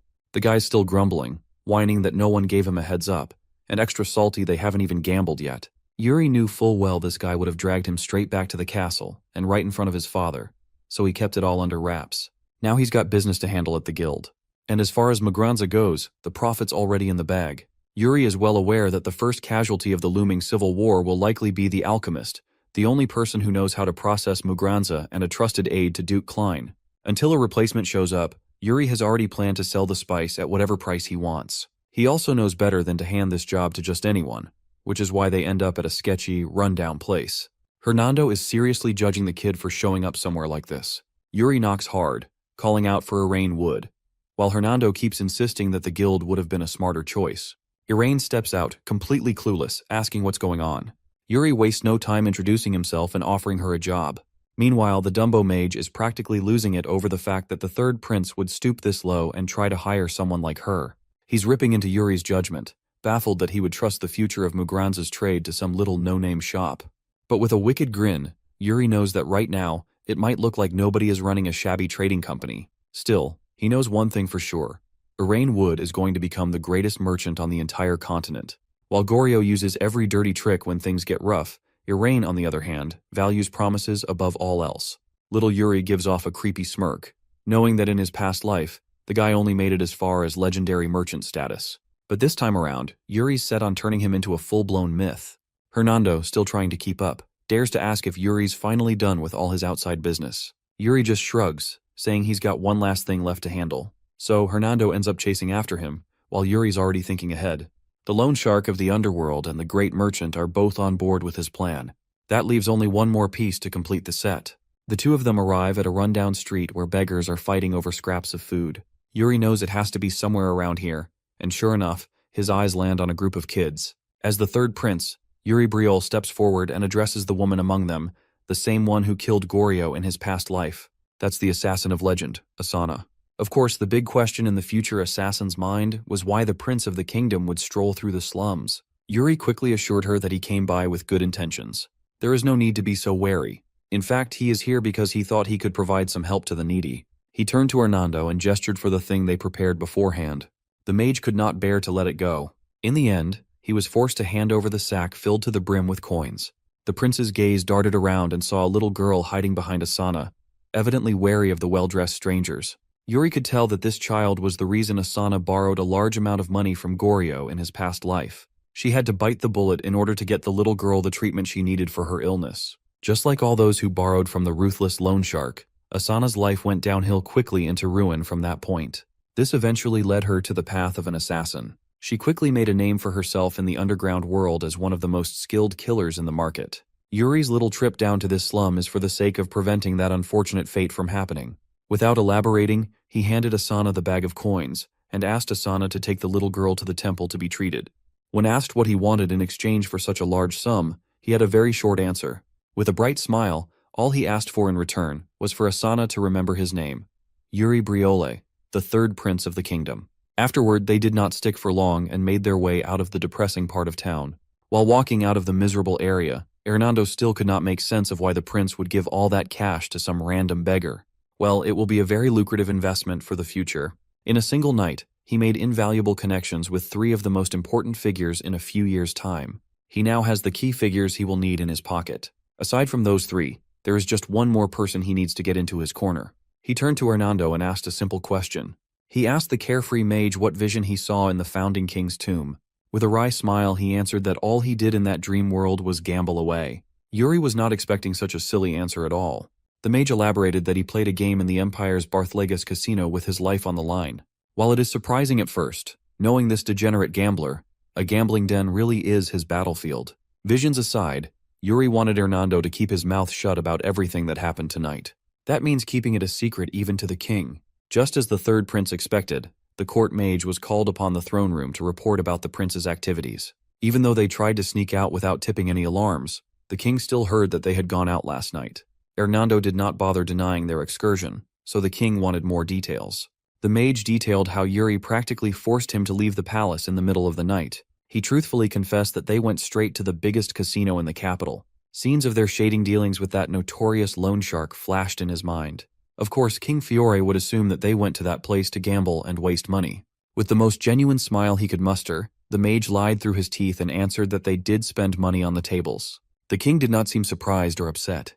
To sell the lie better, Hernando added that he had lost all the money he had lent to the young prince in card games, which he was not very good at. When asked to elaborate further on what happened last night, scenes of their bizarre trip flashed in his mind. They took the money borrowed from the known underground dealer to some failing old merchant guild. Then, the rest of the coins were donated to some random orphan in the slums. Of course, Hernando did not go into those details. In his words, they just walked around and saw how people lived. The prince was simply interested in how his people lived their lives. Before the sun rose, they were back in the castle. Nothing more, nothing less. King Fiore took in the report with stoic discernment. He could tell that the court mage wasn't entirely truthful, but he did not pry any further. Changing the subject, he asked Hernando if he was going to attend the ball being held soon. With a jovial smile, the court mage confidently answered yes. The king was quite surprised. This guy was not the type to go to formal balls, but people's minds change all the time. Besides, it has been a while since he busted out his moves on the dance floor. Meanwhile, Yuri is back on the training grounds for his daily spar with the sword demon. As usual, he is down on his ass after a good beating. While he was recovering from his latest beatdown, he noticed some commotion nearby and teased Bernard for being quite popular with the ladies of the castle. The maids keep on glancing at the stalwart trainer while blushing and murmuring amongst themselves. Yuri tried goading his stoic teacher on to attend the ball to give the ladies what they wanted. Bernard simply retorted that he had no interest in such things. That inherited sword technique, on the other hand, has been on the back of his mind since he started trying it out. Unfortunately, the third prince was right. No matter how hard he tried to make sense of the moves, there was simply no decisive form in the technique, since he could only put half of the whole into practice. To Yuri, the soul severance technique comes naturally. He moves with the flow without rhyme or reason. There is simply nothing like it. A mana method directly linked to a sword technique does not exist anywhere else. But Bernard doesn't want to give up. Perhaps watching the third prince in a real fight would give him better insight. As for their regular training, he is quite pleased with Yuri's progression, whether in pure swordsmanship or mana usage. To be honest, the kid's growth is astounding. In truth, this type of progress wasn't really progress at all. The prince is still trying to erase traces of the Briole method he had mastered in his past life. With stern concern, the sword demon asked the kid to never rush himself. He is worried that Yuri is progressing way too fast, faster than his growing body could support. He's already achieved so much at a young age, but going at the rate he's going, complications might arise. With a confident smile, Yuri assured the old sword nerd that he would always maintain a good balance. He knows his body the best. In fact, he can go for another sparring round right now. To spice things up, he tossed the wooden sword away. He unsheathed the ancestor's blade and, with a cocky grin, challenged Bernard to draw his own. The sword demon honored his request and elegantly drew his weapon. For an added layer of risk, Yuri proposed a bet. If he can successfully land an attack, Bernard must attend the upcoming. Of course, the sword nerd declined such a ridiculous wager. Besides, he's confident that he'll win anyway. Other than that, he has no faith that Yuri, with his zero credibility, would honor any sort of bet. Ticked off by the fact that his teacher is practically dismissing his challenge, the third prince injected mana into his blade. He took off like a speeding bullet, ready to pounce on any opening he could find. Yuri's blade collided with Bernard's, master and student clashing with smiles on their faces. Spoiler alert, the third prince lost. He still has a long way to go. A few days later, the sounds of hooves galloping towards the castle can be heard from all corners of the kingdom. The day of the ball had finally arrived. In one of the luxurious carriages, a tall blonde man clad in shiny armor was peering through the window. The empire's second prince, Georg Ivarna Granzayan, is about to arrive. Sitting opposite him was none other than the little princess Yekaterina Ivarna Granzayan. It has been so long since she left the empire. Tonight, there is someone she really wants to meet. A few hours before the ball starts, the third prince is getting ready. He finally ditched his simple and comfortable clothes for something more royal and grander. In truth, he wanted nothing more than to ditch this fancy garb. All the decorations are too flashy for his rugged taste. Ina argued that he used to like extravagant things like this before. After buttoning him up and straightening his outfit, Ina moved towards the door. Before she could leave, the third prince invited her to a dance. He reasoned that he wanted to get some practice in, and he did not have anyone else to pair up with. Ina stammered, looking bothered by the young master's request. She reckoned that this boy must be planning to step on her foot to get her to fall or something. He smoothly took her by the hand, pulling Ina closer while promising not to mess with her. No funny business at all. Tonight, they are just partners dancing to the tune of their own music. He took the lead, and she followed. Ina felt her maiden heart skip a beat, unable to utter a word as the dashing young master swayed her with care. When she calmed down, Ina bragged that she was a fairly good dancer. In response, he playfully asked who it was she's been dancing. Once more, Ina boasted that she was quite popular, but she had never danced with someone so short before. No worries, that height difference won't be a problem soon. For a few minutes, the two freely danced under the moonlight, peering through the window, and Ina stepped on his foot a few times. Inside the opulent ballroom, sounds of melodious music filled the halls. Nobles and their partners took to the floor to show their elegant moves. Up in the highest booth, King Fiore is sitting on his throne, drinking his wine while observing the festivities. Besides the table with a wide spread of food, the three princes were talking and laughing. While he's engaged in conversation, Yuri is carefully scanning the room. He could see Count Sidor in attendance. The man is really different from the rest of the knights. Surprisingly, he did not send Baron Arantia as a proxy tonight. Yuri's eyes darted towards his eldest brother's glasses. He asked the crown prince if his eyesight was getting even worse, but Big Bro assured Lil Bro that it was not bad enough to worry about. Finally, the trumpets blared, signaling the arrival of some important guests. Nobles cleared out of the way as the second prince of the empire valiantly rolled in with his posse. Prince Georg marched straight towards the king to pay his respects. Fiore shook Blondie's hand and politely thanked him for making the trip. They exchanged more pleasantries, and Georg finally introduced everyone to his little sister. When Yekaterina came into view, Yuri felt a sinking feeling in his stomach. In contrast to his grim look, the little princess was equally polite and graceful with her greetings. Who would have thought that this angelic girl would spell the downfall of the kingdom? Even now, Yuri can still remember their sweet memories together. Of course, he also knows the inevitable and painful ending. Her written apology on a piece of paper sent by a carrier pigeon still haunts his dreams. In this life, he vowed to never create a rapport or even interact in the slightest with this girl. He cannot afford to make the same costly mistake. Never again. His silent brooding on the sidelines caught the princess's attention. While the other princes of the kingdom threw compliments and pleasantries, she just curtly responded with polite smiles. The night continued as usual. Wherever the princess goes, Yuri makes sure to steer clear of the perimeter. On the dance floor, he could see his eldest brother dancing with some noblewoman. As expected of Cedric, he's as respectful and graceful as ever. Yuri could see all the qualities of a benevolent lord in that brother of his. Compared to that guy, he's like an uncultured swine. He can't even smoothly avoid the empire's princess for one night. Thankfully, his second brother is always there to pester the young lady. Even though Yuri is carrying all the baggage of the future that hasn't happened yet, the feelings and memories are still there. Thankfully, Ina was there to cheer him up with her delicious cookies and warm smile. He asked if serving guests in such a big event was tiring. She jokingly answered that this event is nothing compared to attending to a certain someone. After taking all the cookies in her tray, Yuri's mood seemed to brighten up quite a bit. He leaned against the table, hoping that this night of noble formalities would end. His thoughts were interrupted by the Empire's second prince approaching him with an apprehensive gaze. In his past life, Georg Ivarna Gronzian became a legendary figure. He commanded the troops on the field in place of the king. Yuri's etiquette training quickly kicked in.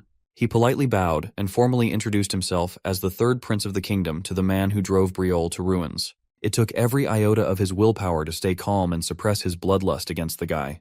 Unfortunately for Yuri, it looks like Georg had taken a special interest in him. With a sly smile, the second prince suddenly exuded a sharply oppressive aura that was wrapped around his neck. It felt like multiple coiling blades were dancing and touching his vital points. The second prince grimly asked if he had just turned 13 this year. "We might need the FBI here, dog." Without waiting for an answer, Georg walked away with enough information to discern that the third son of Fiore was quite a talented young man. Yuri clenched his fist in frustration. That guy just openly threatened him with an intrusive test. He felt how strong and dangerous Georg was, and he was not even in his prime yet. Those spawns of the Empire really are a bunch of bastards. Suddenly, the sounds of wine glasses shattering on the floor attracted everybody's attention. Ina had accidentally spilled wine on Georg's cape, a grave disrespect towards the symbol of the Empire. Instead of looking upset, the second prince looked mischievous instead. Yuri saw the whole thing unfold, and he felt his blood run cold. Without hesitation, Georg motioned to draw his sword from its sheath. He lightly placed the blade against Ina's neck like an executioner thirsty for blood. He cited that according to the rules of the crown, such a grave mistake is punishable by death. Yuri was the only one who saw that this dickhead tripped Ina on purpose. The maid made a mistake, and the second prince wanted her head for the sake of his so-called justice. Thankfully, the king stepped in to reprimand Prince Georg for interrupting the ball. King Fiore asserted that if it was blood that he wanted, he should spill some in his own land. Georg sensed the pressure from the king's words, withdrew his blade, bowed, and kindly apologized.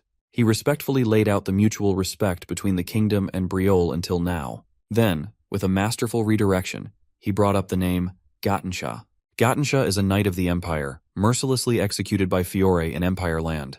The emperor respected the king's honor and did not ask for any sort of retribution or compensation.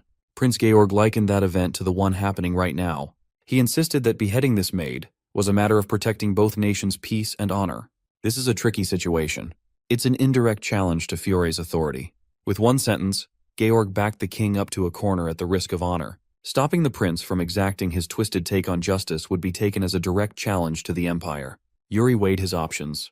Necessities and conditions, ideals and reality, reason and power are all tenets that are far outweighed by Briol's main philosophy. A Briol must never abandon honor. Even after death, one must uphold that way of life. The oath of Briol stands above all. Before Prince Georg could swing his weapon to separate Ina's head from her body, Yuri loudly interrupted. He calmly walked to the middle of the room and professed ownership over the maid. Since she is under his employment, her wrongdoings are as good as his. Since he too is a prince, he asks Georg to reconsider this punishment. Inwardly, Yuri could not help but feel like he was being punished for his criminal past. No matter what cards he's been dealt, he must play the game. He never had a choice to begin with. Instead of a merciless execution in the middle of the ball, he proposed a duel trial instead. Hearing the boy's sincere request, the second prince of the empire could not hold his amused laughter. This time, Yuri's name had definitely stuck in his mind. As the two princes stood in front of one another, the surrounding nobles held their breaths. Georg turned to the king and expressed his intent to accept the ridiculous alternative. Fiore reluctantly agrees to this compromise, knowing that he's throwing his boy into the wolves. Luckily, Prince Georg saved face by insisting on using a proxy for a duel on account of their vast difference in strength. He will pick out the youngest person from the Empire's royal guard to give the third prince a chance.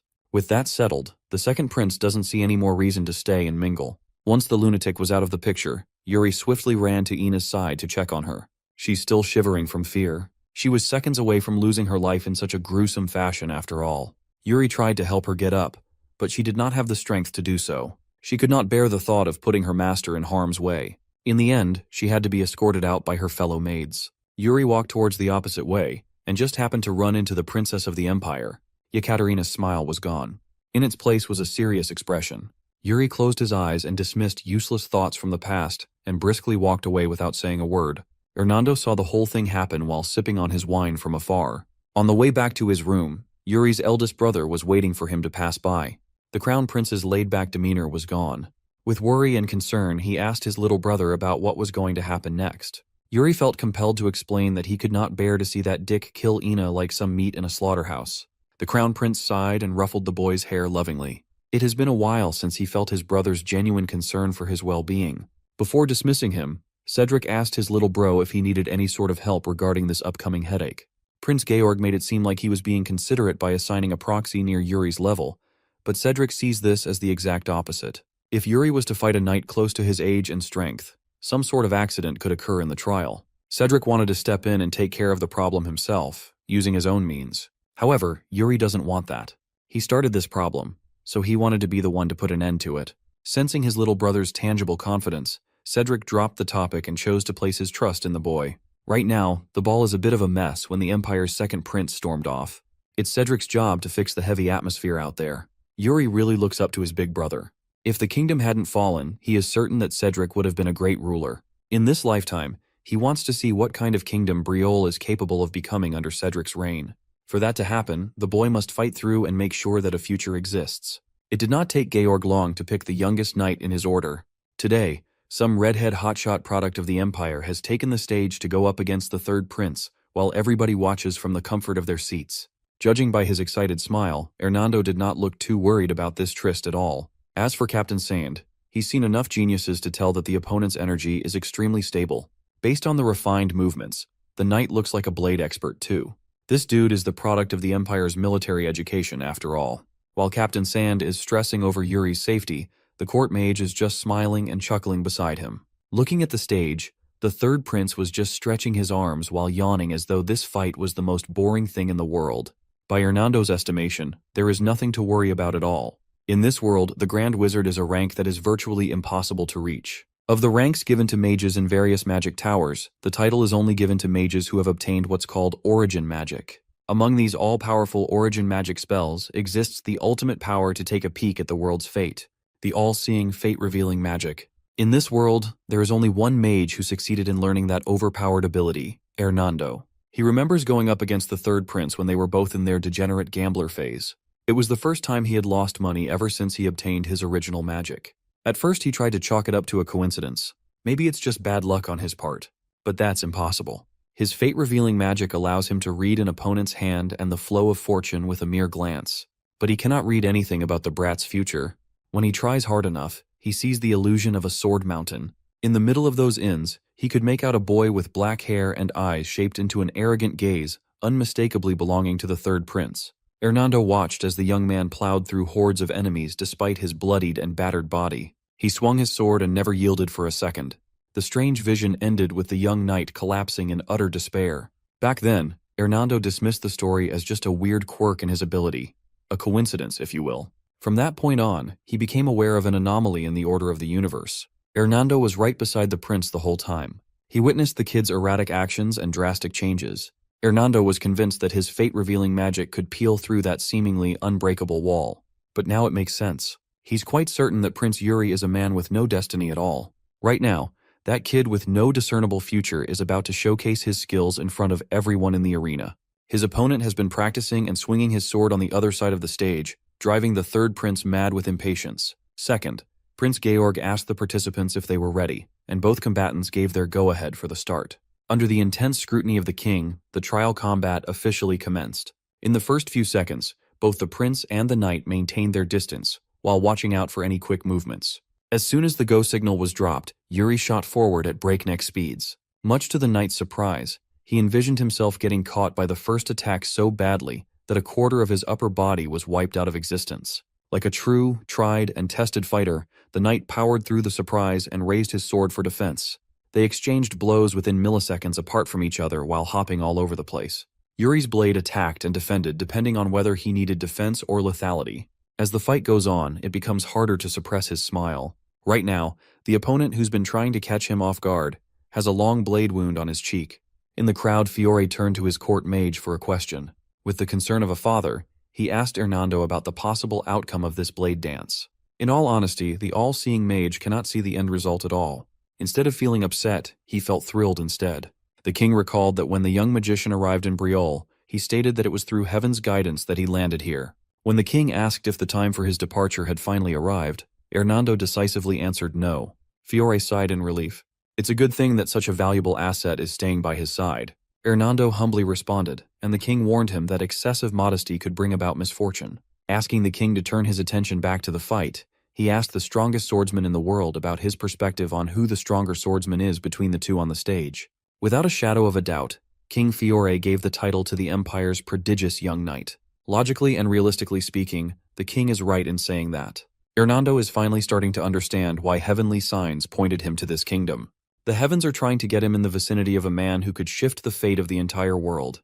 At first, he thought he was being drawn into the strongest swordsman, the king. In all honesty, the years of peace led him to believe that it was time to pack up, go, and never look back. But with that interesting young man budding into quite an interesting specimen, Hernando cannot possibly go away and miss out. When the young knight tried to bum rush him, Yuri increased the intensity of his mana coating his ancestral blade. He's done testing the waters and dipping just his toes in. It's time to get some real attack going to end this farce. The young knight could feel and see the sudden increase in the prince's speed. Like flowing water, the glint of the blade danced around before reaching the killing range through the enemy's neck. As the mana got close enough to burn his skin and the coldness of the blade inched closer, the young knight closed his eyes and accepted his impending doom. The ones who were most taken aback were the royals in the Empire's viewing deck. At his level, Fiore managed to follow the series of attacks down to the last detail. Even Captain Sand was slack-jawed at the sudden reversal on stage. As for Hernando, he smiled wryly at the choice that the kid made. He actually twisted his sword at the last possible second. A few inches away from a clean beheading, he deliberately stopped the onslaught of his blade. When the young knight finally voiced out his surrender, cheers for the prince erupted from the viewing decks. Hernando has been roaming the lands chasing heavenly signs. Who would have thought that he would meet someone who defied his guiding light? Life turned into death, and death into life. The humble mage's destiny had finally changed, and so did the boy. Every step of his defies the will of the cosmos. Yuri Briol is the only life form free from the bounds of a set destiny. Hernando can't wait to see how this kid will make waves all over the world. Wondering how this transcender of fate will reshape the destiny of the world fills the mage with thrilling anticipation. Just like that, 5 years peacefully passed in the land of Briols. Today, a new maid is zooming through the castle halls, filled with anxiety. It's her first day at this new job, and she has mixed up her assigned area. Just as he was hoping to get into position without anyone noticing, a voice stopped her in her tracks. He had a deep voice, a dark look in his eyes, and black hair, symbolizing Briol's loyalty. The man interrogated her about her seemingly suspicious roaming around the empty halls. Newbie tried her hardest to calm down and remember what her seniors taught her. The man continued blaring at him. He didn't wear a stoic expression, so he was not the king. The crown prince, on the other hand, always greets others with a gentle smile. This one has sinister eyes and crooked steps. He has to be one of the remaining princes. Afraid of offending one of the bosses on her first day, Newbie tried to pardon herself. The man yelled at her even louder for ignoring his royal presence. He asked if these maids had some sort of manual, mentioning that he must be avoided. Running out of patience, the prince finally decided to dish out some heavy education on the new girl. Before that could proceed any further, a laid-back voice called out to his brother to stop the creepy behavior. When Newbie was just training to enter the castle, everyone told her to take note of one more person in that stronghold. If she sees someone wearing a confident expression while carrying a sword by his waist, she must greet the handsome third prince with the utmost respect. After forcefully separating his brother from that poor maid, Yuri went for a stroll around the courtyard with a bag of snacks in hand. As payment for getting her out of trouble, the maid kindly handed him a decadent bag of sweets. It was quite delicious. After wiping his mouth and dusting his hands, Yuri focused. He's now at the unarmed realm level, a state where the pressure on his hand and body is lessened with or without the sword. Reaching that level after years of hard work is quite an achievement. It has been half a decade since he was killed by Laurent's undead sword and regressed back to his 13-year-old body. Now that he's 18, peaceful days will soon be coming to an end. Speaking of which, those old men in charge of the kingdom's future are probably yapping their asses off right now. Yuri headed for the conference room. He knocked and yelled for anyone to let him in, to no avail. Inside, sounds of intense arguing leaked out through the door. The guard standing by the entrance suggested that the third prince try knocking one more time, and maybe someone would hear and let him in. Done wasting time being ignored, Yuri used his newfound mana enhancement to blow the door open with his fist. The high-ranking nobles of the kingdom were scared and confused to see the third prince apologizing for the intrusion. He's been knocking for a minute, but no one seemed to hear it. Like a reasonable guy, he used more force the second time around. Yuri turned to his father at the head of the table and requested to be included in this conference. After being seated, the discussion about the last and biggest agenda continued. One of the young counts restarted the dialogue by asserting that they did not have any spare troops to help the allies outside the border. If the nobles are going to ignore the Empire's earnest request, then the nobles should be the ones to shoulder it instead. Yuri understood why everyone felt so strongly about their stance on this issue. Everyone is heavily considering their gains and losses. It's all a money game. If he recalls correctly, this coalition of allied forces and the grim incident it will suffer is about to begin. The Empire issued a call for every neighboring power to join the so-called allied forces. They humbly requested troops from various nations in hopes of building an army big enough for a massive orc raid toward the east. Yuri knows that this operation will end in complete and utter failure. In their fury, the orcs will rampage through the human army, putting immense pressure on the bordering nations.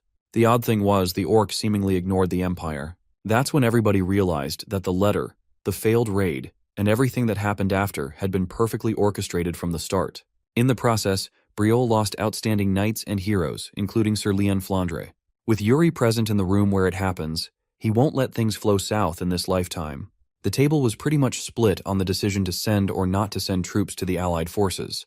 Before the bitching and moaning about protecting their numbers could get any worse, Yuri decisively volunteered to be sent to the front lines himself. He will join the Allied forces so they can properly show their sincerity to the world. As for these politicking old men, all he asks is for them to do their noble duty and not bring the Briole name any more shame. Hearing his son speak with candor and honor made the king smirk a little. He was quite impressed that his boy arrived with an answer that would tick off all the required boxes.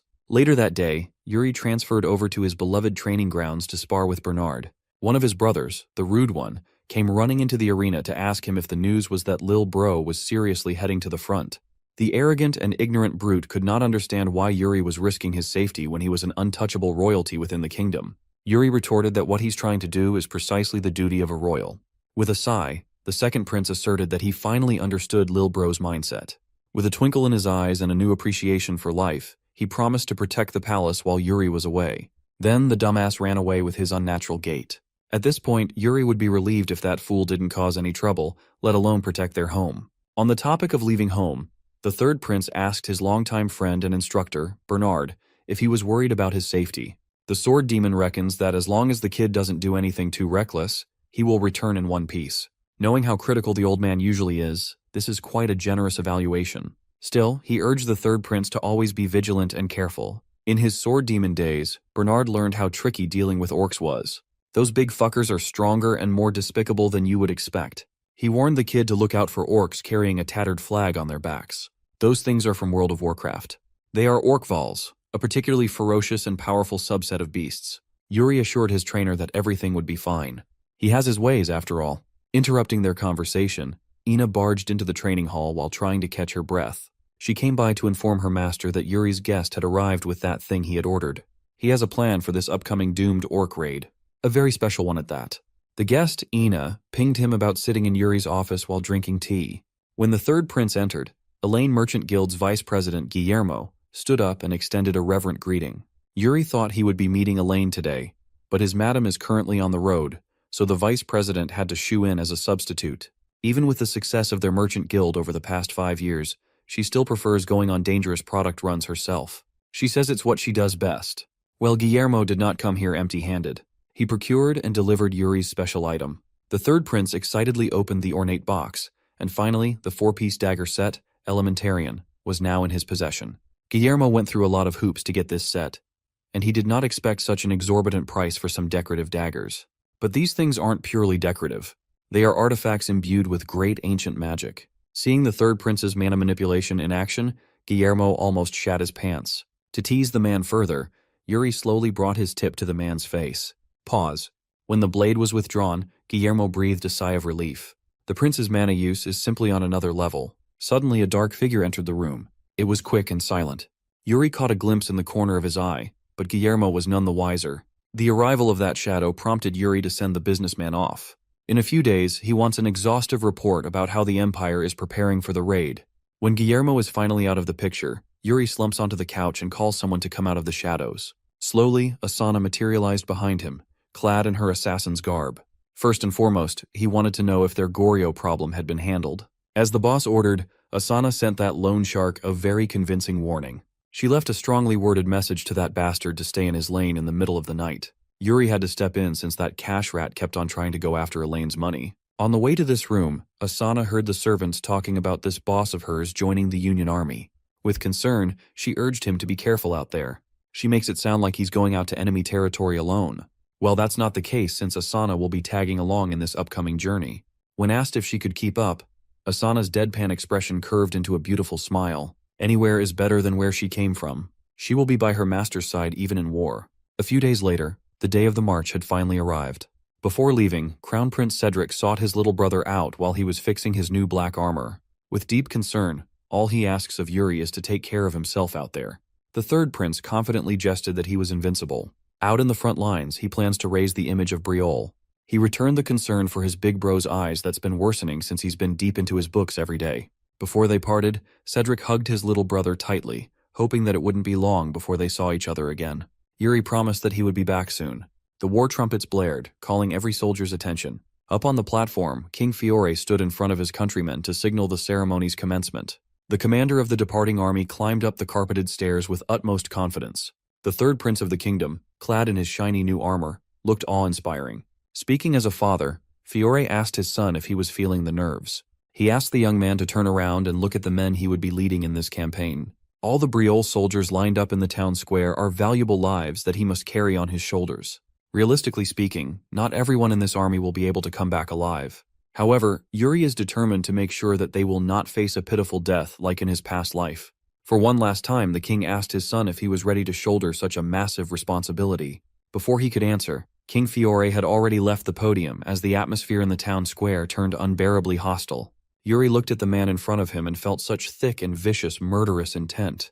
His body trembled, refusing to move from where he was standing. He instinctively felt that the thing approaching him right now wanted his blood. It was the personification of death itself. As the dark avatar raised its blade, Yuri could tell that trying to evade would result in a painful death. Fortunately, the third prince had never slacked when it came to training his body and mind for such situations. Using the ancestor's mana method, he stimulated his core to combat the crippling hold of terror. He carefully drew his blade and entered a steady defensive stance. Instead of waiting and letting the strike set the tempo, he used the soul-severing slash to meet death's blade. Up on the platform, father and son crossed swords to a standstill. With a satisfied smile, King Fiore praised his boy for a job well done. That sword strike shall serve as Yuri's letter of departure. King Fiore is not one to hold ceremonies longer than it should be. All he asks is for his son to come back alive. Like a seasoned veteran, Yuri Briole turned his attention to the men he would be leading to the depths of hell. He raised his sword, and his soldiers started passionately chanting his name.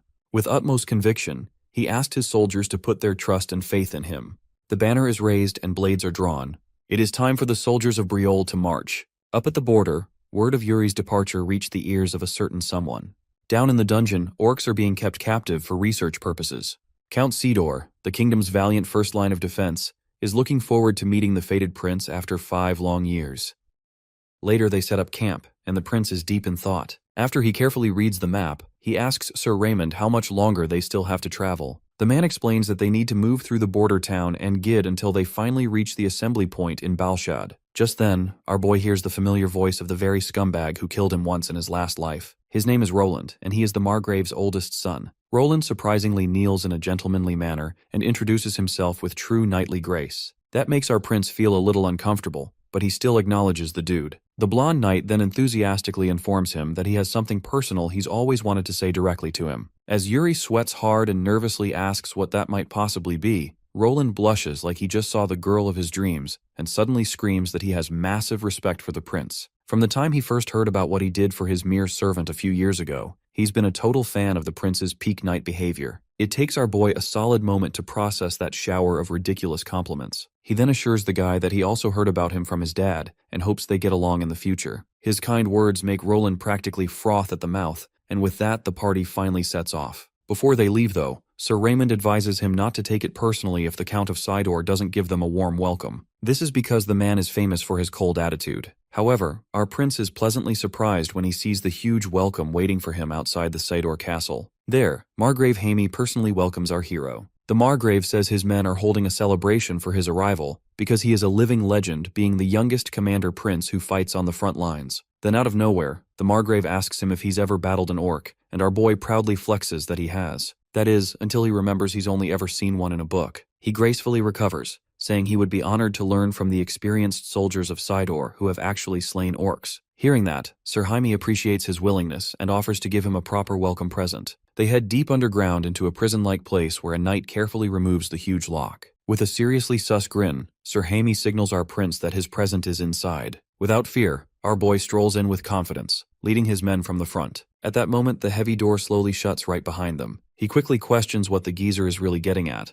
but Sir Haimi assures him there is nothing for him to worry about. Torches surrounding their path towards something menacing suddenly light up all at once. When Yuri looks around, he and his men cannot believe what is standing right before their shocked eyes. He wonders out loud if it's an orc inside the jail cell, but Sir Haimi simply calls it Prisoner 69. The man explains that he used it as a test subject to figure out every last detail about its brutal species to create tactics that would be useful in a fight. Our prince asks him if this is the gift he mentioned, and the old man grins, saying there is no gift better than this, especially with a war quickly coming up. Yuri grins back and thanks him. He did not expect that Jaime would be so mad to use captured orcs as test subjects. Seeing the knight behind him getting nervous, he asks the knight named Simon to spill what he's hesitant to say out loud. Simon admits that he thinks it is insane to use a war prisoner like this, even if it is only just an orc. Hearing that, the prince assures him that he isn't wrong, and then requests Sir Jaime to open the reinforced door. The orc comes out ready to take names and raise hell, and he turns to Simon, ordering him to get some real-life experience fighting an actual orc. As the massive monster screams and smashes the floor, Simon steps forward and quickly gets into position. However, the orc suddenly crashes face first on the ground right after, and Simon quietly watches in complete confusion. He turns around and repeats that it is outrageous to fight an orc that was captured and long ago gave up its will to live. But that tiny opening gives the orc a chance to jab him right in the noggin and cause permanent brain damage. The other knights panic as the orc violently chokes Simon with his bulging bicep, clearly using him as a breathing hostage. A voice calls out,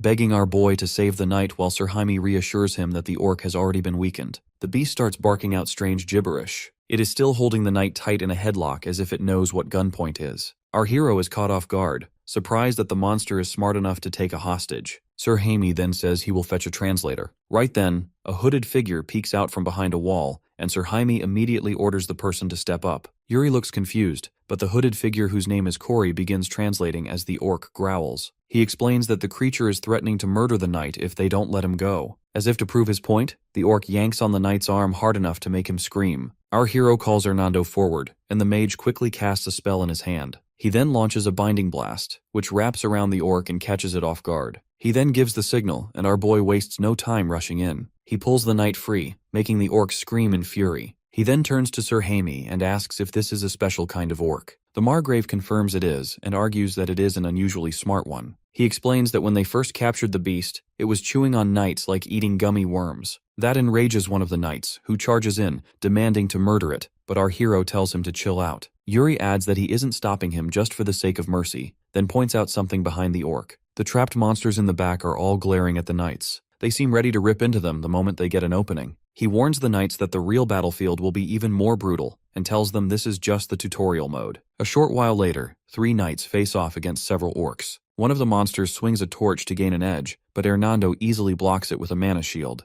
Meanwhile, another knight takes down his opponent, standing victorious over the corpse. Our boy claps proudly for him, but the knights themselves look more grim than ever. Yuri reasons that it doesn't feel right since the orcs are practically defenseless, but insists the knights need every bit of training for the real war. Sir Jaime admits this inhumane practice clashes with their knightly code of honor, but coldly states that such monsters don't deserve mercy anyway. He then leads them further down a hall, explaining that the orcs they just saw were nothing but husks. He continues that in those orc camps, prisoners are subjected to unspeakable acts of torture. Stopping at a heavy door, he warns them that the result of those acts lies inside. When the knights look inside the room, everyone's eyes go wide in horror. Standing before them are half-orcs. However, Yuri doesn't seem shocked, only commenting that the number is higher than expected. Sir Jaime explains grimly that the orcs capture humans and breed them, which results in these abominations. Our hero asks the old man if he hates the orcs. Sir Jaime answers without hesitation. He hates them with every fiber of his being and won't rest until every last one is gone. Our boy notices the man's calm tone and thinks to himself that everyone has a mortal enemy. For Sir Jaime, his reason for existence is to exterminate all orcs. It makes sense, since he once found his own son's body in one of their villages. That grief and rage have still not faded from his eyes. The next morning, Yuri stands on a cliff watching the sunrise. Sir Jaime approaches and requests that he take Cory along with him. Our boy recalls that he is the translator from yesterday. He then smiles and praises his skill to speak the orc language, stating that it is incredibly useful. Cory tries to explain something, but our hero cuts him off, saying he already knows. He hands him a gauntlet, shocking the half-orc, then tells him to stop worrying and just work hard. Corey protests, insisting he can't accept such an expensive gift, but Yuri interrupts and calls for Raymond. He asks the knight if they are nearing the border. Raymond confirms and adds that monster hordes are rare here. Yuri shakes his head, warning him not to drop his guard. Even at the border, hordes remain a threat, and their mission is to wipe them out completely. Meanwhile, the scene shifts to a merchant caravan. The travelers look around nervously as they sense that something is off. Suddenly, armed riders appear, moving toward them with blades drawn. Their leader doesn't hesitate and swings down savagely, cutting through the merchants. Within moments, the ground runs red as the scene turns into a bloodbath. The scene shifts back to the prince riding his horse. Looking behind, he thinks it would be a real problem if anyone figured out that Corey is a half-orc. Still, since he left him with Hernando, there shouldn't be any issues for now. He then checks the map in his hand and calls out to Jared. He informs the knight that he will be working as a scout, which immediately makes Jared nervous with monsters roaming nearby. Jared argues that the monsters usually scatter once their units approach, but the prince shuts him down, saying they'll have to deal with them sooner or later anyway. Yuri then teases him, asking if he's too scared to take the job. Jared stays silent as takes jab after jab from the prince. Finally, after enough mocking, he storms off to do the mission, which makes our hero smile in victory. Riding up alongside him, Sir Raymond remarks that the prince is giving Jared special treatment, and our boy simply replies that he enjoys messing with him. Switching the topic, the prince asks Raymond about his reason for joining the war. Raymond admits it's been a long time since anyone asked,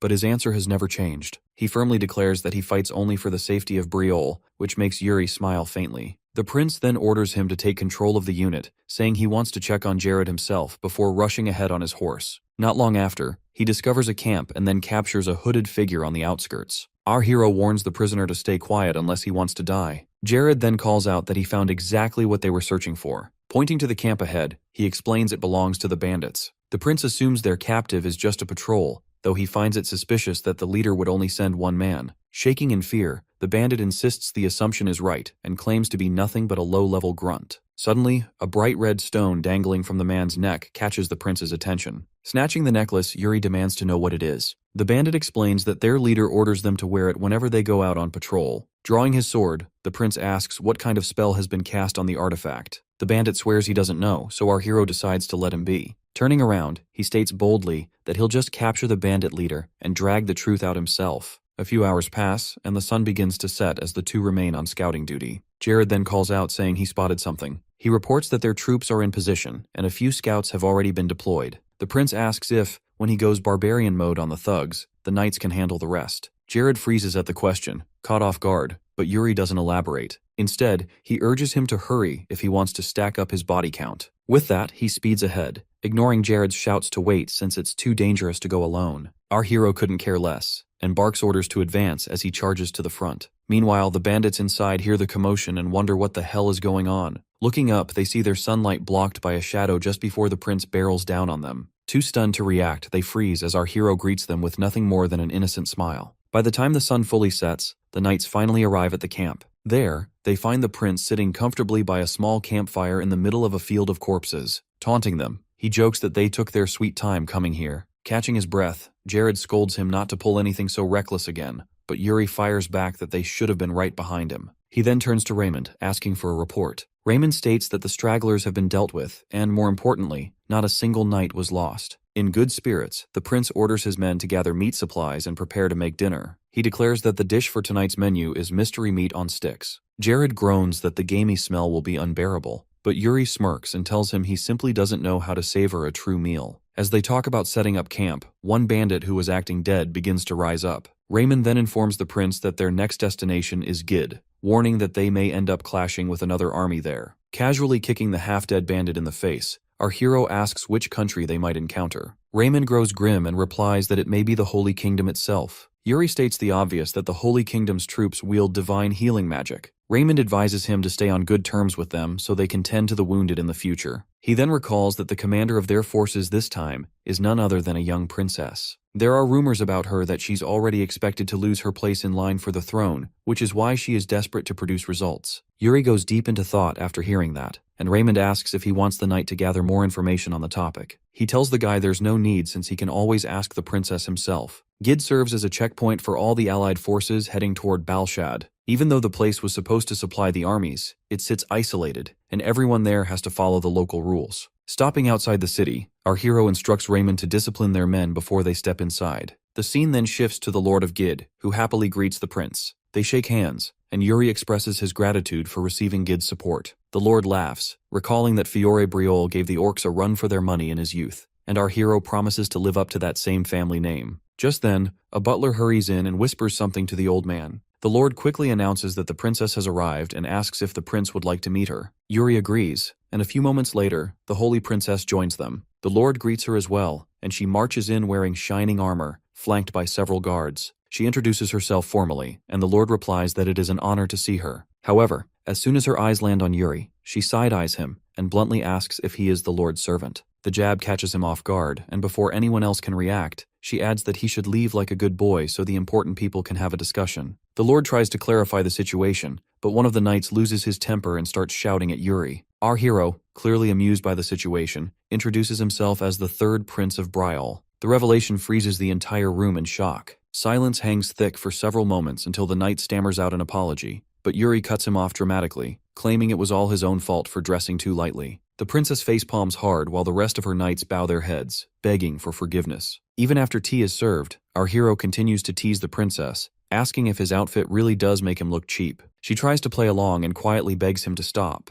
but Yuri is enjoying the situation far too much. Finally, he formally introduces himself again and extends his hand, which the princess reluctantly shakes. Curious, he asks her age, to which she replies that she is 20 years old. He smirks, revealing that he is only 18, and then states that he will speak more casually with her from now on. The Lord is happy at this outcome, saying he is glad the two forces can bond over fighting monsters. Sivila awkwardly agrees with the sentiment. The prince then presses her about her missing troops, and she explains that they will arrive a day later. He voices concern about something happening to the soldiers, but the princess insists her troops are strictly disciplined and demands to know what exactly he means. He explains that orcs often lay traps and ambush enemy forces, a point the Lord immediately backs up. Yuri waves it off, saying it should not be an issue for the Holy Kingdom's troops, though he warns Sevilla to keep his words in mind anyway. Sometime later, Hernando asks our hero what he thinks of the Holy Knights. Yuri replies that they are too old-fashioned and predicts that the princess will be in big trouble soon. Even so, he admits she has some potential, but then asks Hernando if he is certain the necklace came from this region. The mage insists this is the only place where such an item could be sold. Our hero recalls that the red stones are designed to lure orcs, triggering a state of rage that drives them mad. He wonders aloud if the item could be an artifact, to which Hernando agrees despite the fact that it looks far too weak to pass for one. They leave the irritated shopkeeper behind as Hernando mutters that someone must have bought out the entire stock. Yuri looks unimpressed, but just then, Hernando points ahead with excitement. He blurts out that the knights are gambling at a bar. The prince smirks, saying he absolutely cannot let that slide. He explains that a proper military force must set an example for others, and Hernando nods eagerly in agreement with every word. Meanwhile, elsewhere in the city, one of the holy knights asks Sivilla if her meeting with the Lord went well. The vice-captain cuts in, remarking that he has heard the Prince of Briol cannot be trusted. He keeps throwing insults toward Yuri and even mocks Briol itself, while Sevilla warns him sharply to watch his mouth. The man ignores her warning, continuing to rant about the prince's poor manners and questionable fashion sense. His jabs escalate further until he claims outright that Yuri will die in this war. That finally earns him a sharp shut-up call from the princess. Fennec, the vice-captain, finally zips his mouth, and Sivilla shifts the conversation by asking about the state of their troops. Fennec brushes it off confidently, telling her to relax and leave everything to him. He excuses himself, announcing that he will head out on patrol. Once he is gone, Sevilla finally sighs in relief. Sometime later, Fennec enters the bar packed with customers. Scanning the noisy room, he narrows his eyes and demands to know which group the rowdy bunch belongs to. One of the knights answers that they are Briol's men, which makes him feel disgusted. Looking at them playing cards, he scoffs at their lack of discipline and mocks them for ignoring order and rules. Another knight fires back, throwing a jab that Briol's knights are useless trash just like their leader, and Fennec states that he cannot let this carefree behavior go. He snaps that he cannot stand it any longer. He storms forward, shouting and demanding to know what they think they are doing. He accuses them of treating the alliance like a joke, and continues ranting about their disgraceful behavior. Just then, a voice cuts him off as our hero puts a hand over his shoulder and asks for his name. But instead of giving a proper answer, the guy starts nagging. He says his bad behavior will definitely rub off on his soldiers. Then he taunts him by claiming he needs someone who can actually fight, not some guy who just plays cards. To top it off, he smugly adds that he is sure our boy has never even held a sword, so his expectations are pretty much non-existent. But the prince ignores all that noise and calmly asks if there are no rules in the Holy Kingdom, since the man never answered his question. That single line makes the vice captain break into a panic, right as the captain herself enters the pub. She immediately asks what her vice is doing here when he should clearly be out on patrol. He fumbles out an apology, and she orders him to get outside and actually do his duty. After giving a quick look to the captain, he finally leaves the pub. She apologizes to Yuri, but he tells her that it's completely alright because he knows it's difficult to control every soldier. She tells him that next time she will definitely pay him back properly. Seeing her all tense, he immediately understands what Raymond was talking about before. He says that he really shouldn't associate himself with her problems, and he gets back to playing his cards again. Meanwhile, outside the bar, the vice captain asks her if she is really friends with the Prince of Briolle. She mercilessly silences him by asking if he has a problem with that. Hearing that, the vice captain says clearly that he has already told her about everything, but suddenly, a soldier comes rushing towards them. He sits on the ground and requests them to forgive him for his rudeness, but he is here to deliver an urgent message from the main troops. The captain asks him directly what has happened, and he hurriedly tells them that the main troops are being attacked badly by the orcs. The lord of the city then asks her if she is going at this time of night. He even suggests she ask for help from the Briolle army because that way the damage can be minimized. Hearing that, the vice captain quickly says to him that the Holy Kingdom doesn't need anyone's help. He asks the lord firmly if he is saying that the Holy Kingdom cannot defeat some orcs. The lord says he honestly didn't mean that, and the captain tells him that it's all right because she understands he is worried about them, but they can easily handle this task. After that, the Holy Kingdom army quickly moves to save the main troops, and within only a few minutes, they are out of sight. The lord quietly tells his subordinate to inform the Briolle army about this incident and ask for their help, because they don't really have much time and cannot deal with the orcs on their own. At the Briolle army camp, the prince receives the letter, and he calmly tells Raymond that the lord is asking them to assist the Holy Kingdom in rescuing the troops who were attacked by the orcs. The prince says that they absolutely shouldn't accept the request, because the backup is not officially requested by the Holy Kingdom. He explains that he is sure that the vice captain was just being stubborn, and then tells Raymond to prepare for the upcoming battle. He also tells Roy to bring the soldiers back immediately from the bar, and he instantly dashes off towards the crowded market. After all the necessary preparations, he decides that he will definitely enjoy this sudden night adventure, and moves towards the battlefield together with his soldiers. He asks them if they are drunk, and all of them cheerfully say that they are excited for the fight. He also asks Jared if he is alright because he seems sick, and Jared assures him again that he is okay. Roland tells the prince directly that he is really impressed by him, because he not only forgave the Holy Knights, but he is also going to help them, and for doing this, he is truly a great person. Hearing that, Yuri wonders briefly if Roland was always this reliable, because now he seems like an entirely different person, and the reason behind all this is that he himself has also changed a lot. A soldier suddenly shouts loudly that he can already see the Holy Knights, and the prince says that this is going to be the first time they will battle the orcs. He declares that the first person to enter and the last one to leave will be him. In the name of the third Prince of Briolle, he orders everyone to make sure they come back alive. When the Holy Knights are riding towards the battlefield, the captain thinks that she was really careless because she didn't anticipate the ambush properly. Remembering a wise man's advice, it hits her that she should have been more cautious. The captain tells Fennec that they are going to attack the orc commander directly because they want to end this battle quickly. The vice captain orders the soldiers to get in line because they are going to charge into the orcs, and the soldiers run toward the enemy without a second thought. She chants a spell so that the abilities of the soldiers can be greatly boosted. As they move closer towards the enemy, they come across a magic circle which turns out to be a deadly trap. When they step on it, the ground starts to shake hard, and the floor breaks. The Holy Knights fall into the hole along with their horses. The captain wonders if she made another bad decision again, making her think about her past. You see, everyone praised her because she was able to use her holy powers at a very young age. When they praised her talent, she felt really good.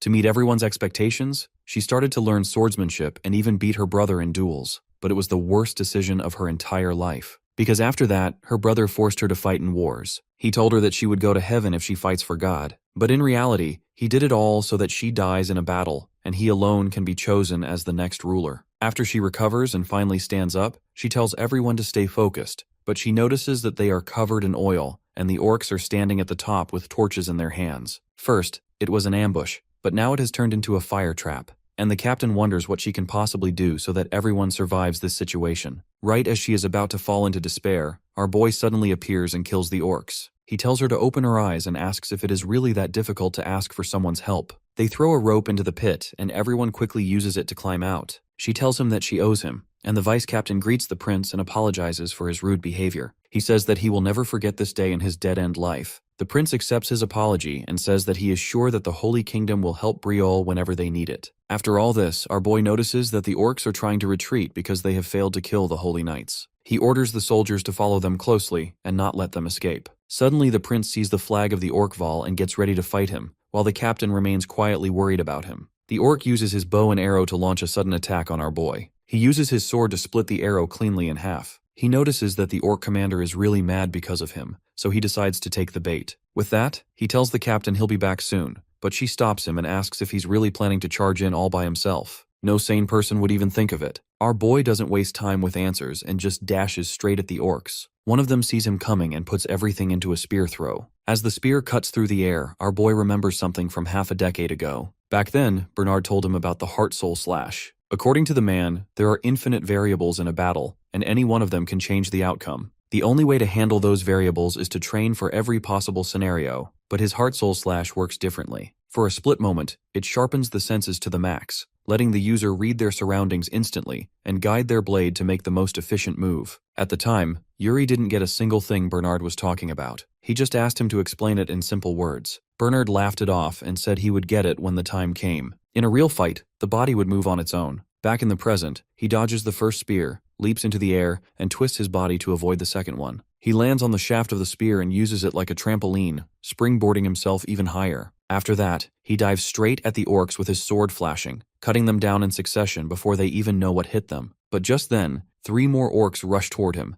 and our boy realizes fighting all of them head-on at the same time might be too reckless, even for him. Since he has been on the battlefield for a long time, this situation gets him excited. When the orcs get close, he uses his technique to find the most efficient way to kill all 3 of them. He swings his sword and cuts them into small pieces. His technique is so advanced that his body cannot fully keep up with his brain. After that, he picks up a spear from the ground and yells loudly at the Orkval to get his attention. Then he throws the spear, which Orkval tries to block, but in reality, he was aiming for their flag, which falls to the ground. Seeing that, the Orkval gets rage-baited and orders the orcs to retreat, because he will deal with him alone. The prince thinks that now the orcs would rush towards him, but the boss decides there was no need for more casualties, so he orders them to retreat instead. Our boy did all this because he wanted revenge for the arrow that was thrown at him earlier. When it comes to an end, Sevilla comes running towards our hero and asks him if he is all right, and he assures her that there is nothing to worry about. He says that it seems like the battle has finally ended, and asks her how her first victory feels as a part of the Allied forces. She thanks him from the bottom of her heart, and tells him that they all survived only because of his timely help.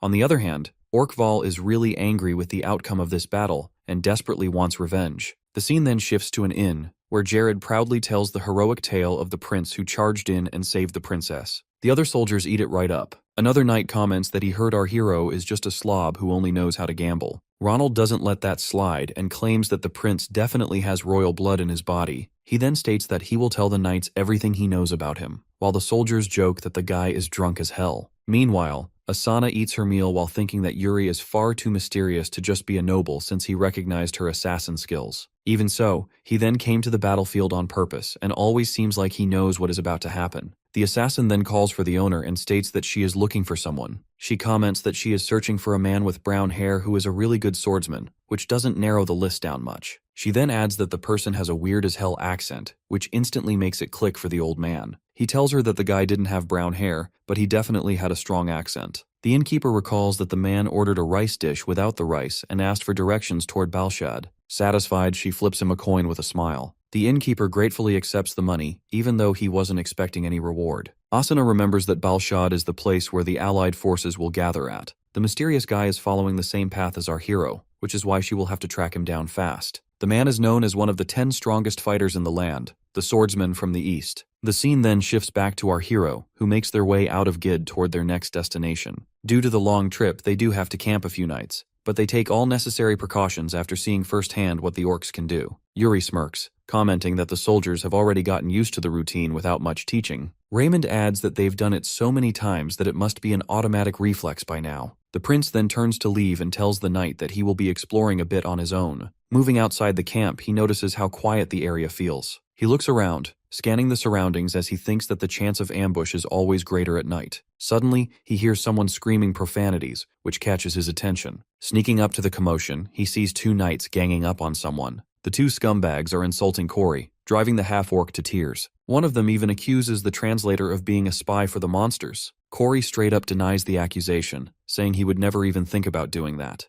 This ticks the knight off, and he grabs the translator's arm tightly. Pulling off the gauntlet, he demands to know where the half-orc stole it from, but the poor guy keeps denying it. Before the matter escalates further, our hero finally decides to step in. He starts interrogating the knights, demanding to know what they're doing here, but the trash bags just try to make up excuses. Yuri cuts them off and tells them to get a grip on the situation already and scram. Terrified of the prince, the knights snap to attention and then yeet out of there as fast as they can. Our hero then asks Corey if he is alright, and the half-orc thanks him for the help. He then asks if the half-orc wants them punished, but the kind-hearted translator forgives the knights. He comments that everyone prefers something beautiful, so it's common sense that they would hate someone as ugly as him. He adds that receiving help will make his dream meaningless, which catches the prince's interest. The half-orc explains that his lifelong dream is to live among everyone in peace. Yuri thinks to himself that such a dream might be impossible. He considers that Corey can work as a translator for now, but things will likely change once the war ends. Our boy then pats him on the head and asks if he is doing well with Hernando. He then advises the translator to learn magic from the mage, since he will need a proper skill to live among people. That night, the prince holds a meeting and asks how well prepared they are for ambushes. Raymond answers that their supply points have been decked with fireproof blankets, and the number of guards has increased as well. Jared questions whether all of this is really necessary, and points out that they already have too many guards on patrol. Yuri points at the map, explaining that this area belongs to the orcs, so anything is fair game. He continues that there is a high possibility the orcs will use fire like they did last time. Just then, a guard comes rushing in and announces that the enemies are attacking.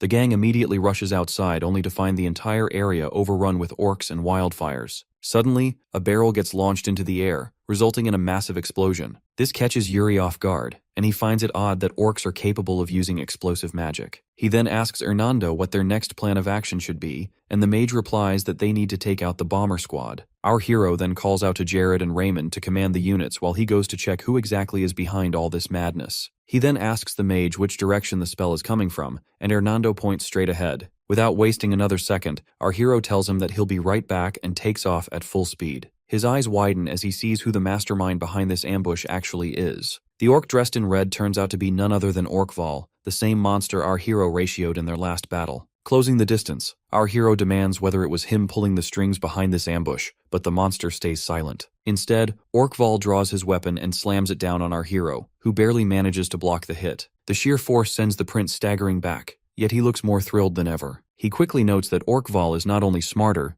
but his movements are like those of a seasoned veteran. Yuri decides it would be best to keep some distance. However, the orc doesn't give him the luxury and goes for another strike, which our hero dodges cleanly. Their cat and mouse exchange drags on for a bit until our boy manages to block another heavy blow. He immediately counters with a vicious swing that lands on the monster. Pouring mana into his blade, he admits that Orkval is on a completely different level than the typical orc. Fired up now, he declares that it's about time to see exactly what the monster can do and charges in with a sudden strike. Orkval evades and retaliates with a crushing blow. Using plot armor like a champ, the prince rolls out of danger and smirks. Meanwhile, the orc starts powering up with dark mana, clearly mimicking the mana method. Yuri sighs, thinking he should have seen this coming since the orcs had already used incantations. Recalling the explosion magic, he realizes that if an orc shaman can manipulate mana, then Orkval must be one of their elite fighters. The prince immediately activates his Soul Reaper slash skill, while the monster just stands his ground. The orc swings his weapon at our boy, only to get stabbed straight in the throat out of nowhere. To the prince's surprise, Orkval clamps down hard on the blade, refusing to let it go. The prince realizes the monster must have focused all his mana into his neck, just to avoid dying outright. The orc then starts trash-talking in his mother tongue while raising his axe high into the air. In that instant, our hero rips his sword free, slicing off 3 of Orkval's fingers in the process. He tries to dodge the incoming counterattack, but the monster still manages to graze him on the shoulder, barely missing his head. This only makes Yuri smirk, as he now understands that ordinary attacks won't do much against an opponent like this. Covering his sword in a dense layer of mana, he taunts Orkval to quit stalling and resume the fight already. Both fighters square up, practically aura farming off each other. In a sudden flash, they clash their blades together, which results in a massive explosion. The towering pillar of smoke slowly clears, revealing a shattered axe lying on the ground. Our hero stares down with a brutal, cold look in his eyes at the defeated orc, who collapses to his knees. Raising his sword with both hands, the prince declares that the battle is already over, then drives his blade down mercilessly, splattering ketchup everywhere. Standing above the wrecked Orkval, he grips his sword and notes that the powerhouse is still alive. The prince figures that since this monster is clearly an elite, he must be carrying plenty of juicy info. Wiping the blood from his face, he mutters that it would be a waste to get rid of this trash just yet. In the distance, the knights call out while rushing toward him. They ask if the prince is all right, then quickly noticed that the opponent he fought was none other than Orkval. Yuri answers that he's fine, and one knight reports that the camp situation has already been handled. He praises them for a job well done, then orders them to start gathering up every orc, beginning with this giant bag of trash. Staring down at Orkval, he declares that it's now time to properly interrogate these monsters. The scene then shifts back to the camp, where our hero is receiving treatment for his injuries. When asked, he states that the monster simply struck him, but the mage teases him, saying it looked more like he was getting dragged around. After finishing up, Hernando notes that the wound wasn't too deep, so he was lucky this time. As the prince tries to walk away, the mage halts him for a moment and issues an order to the men to bring something forward.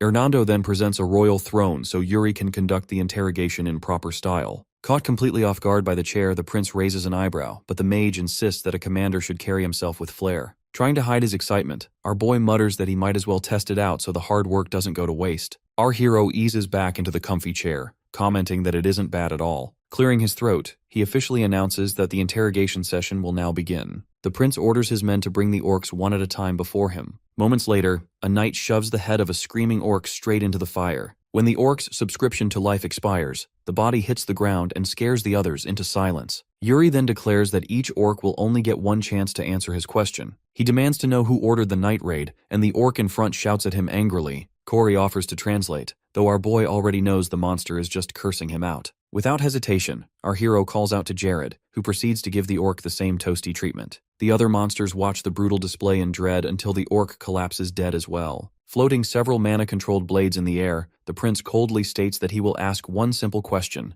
and based on their answers, he'll decide whether their trip to the afterlife will be painful or merciful. He follows through by stabbing the barbecued corpse in the chest and casually orders Jared to dispose of the trash. At that moment, one of the orcs speaks up, and Corey translates that they are just low-level gooners who know nothing. However, the orc quickly throws Orkval under the bus, saying the elite know who issued the orders and begs to be spared in exchange. Our hero smirks, admitting that he can tell this one isn't lying. He asks if it was an Orkua that commanded the night raid. The knights whisper in confusion and wonder what that term means. Switching briefly into story mode, an Orkua is the king of all orcs, and is the very reason the allied army is mobilizing in the first place. In this war, that powerhouse is the single monster who absolutely has to be dealt with, no matter what. Back to the interrogation. Corey translates that the elite is asking if he'll be spared for leaking information, and our boy agrees. After some more gibberish, the half-orc relays that Orkval is demanding a pledge first. This ticks the prince off, as he recalls that breaking a pledge is like tossing away one's honor and respect. He smirks, remarking that he never thought a brute orc would pick up such customs from humans. Even so, Yuri agrees to take the pledge. Jared, however, isn't having it, and demands to know if the prince seriously plans on releasing the monster, only to be told to chill out. Corey then translates again, revealing that it was Orkval's chieftain who acted on the will of the Orkua.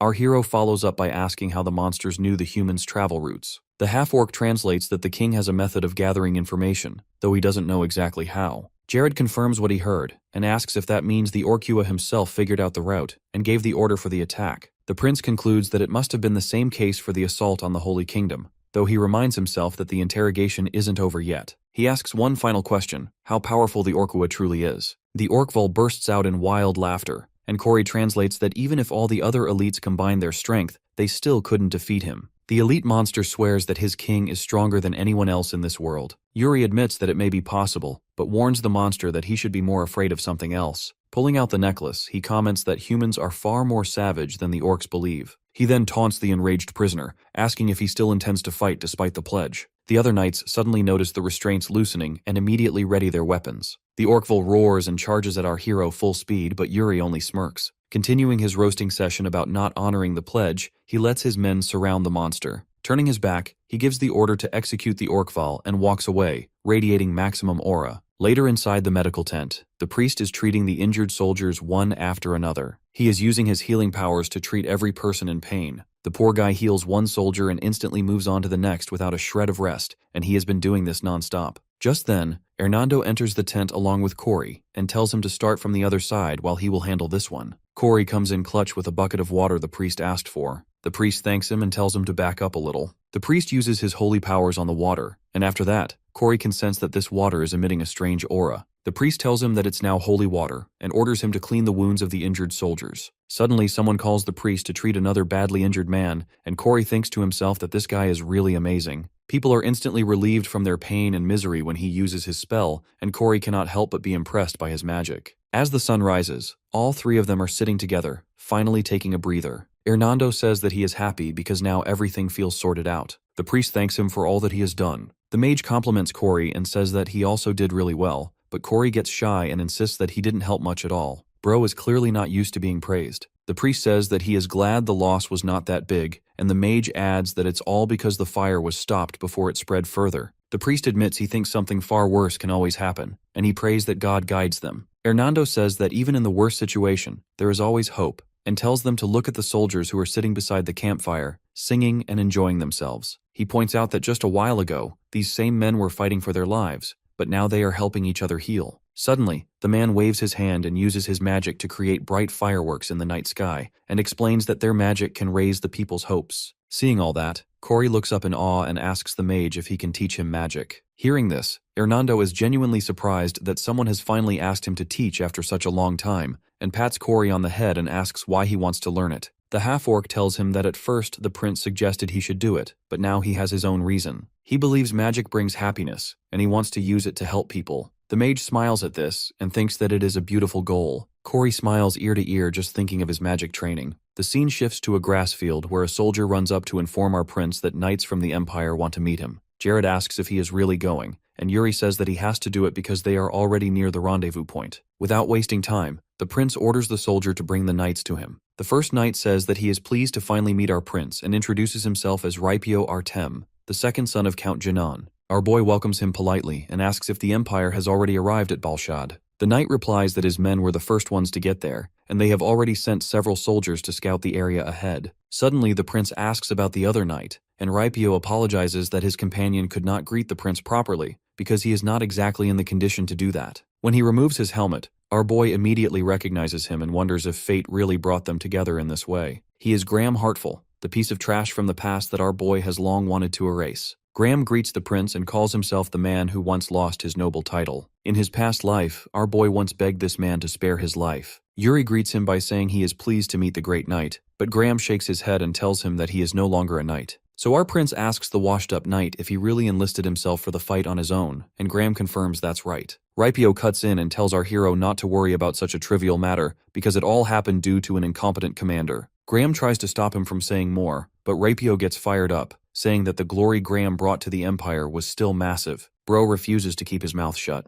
Meanwhile, our boy is thinking about the real reason behind why this man lost his noble title. He never once thought in his dreams that he would meet someone like him inside the Allied army. He wonders why one of the Empire's greatest knights is here, doubting his own worth. In the end, he greets him with a fake smile and says he is truly pleased to meet someone as great as him, since he has heard a lot about his strength. Then he throws out a proposal, asking if Graham would like to join the Briel army instead. Our boy is seriously fed up with the knights from the Empire, but Graham is a different case. In his past life, this man gave him a chance to live when no one else would. Because of that, Graham must have faced a lot of heat and consequences later on. Out of respect, our boy assures him that the Braille nation will treat him well if he comes over. But Graham, being the man he is, politely rejects the offer without a shred of hesitation. The prince doesn't push further. He straight up tells Graham that he respects his decision, because deep down he already knew Graham was never going to accept in the first place. After some time, the Briel army finally marches up to the rendezvous point of the Allied forces, the massive city of Balshad.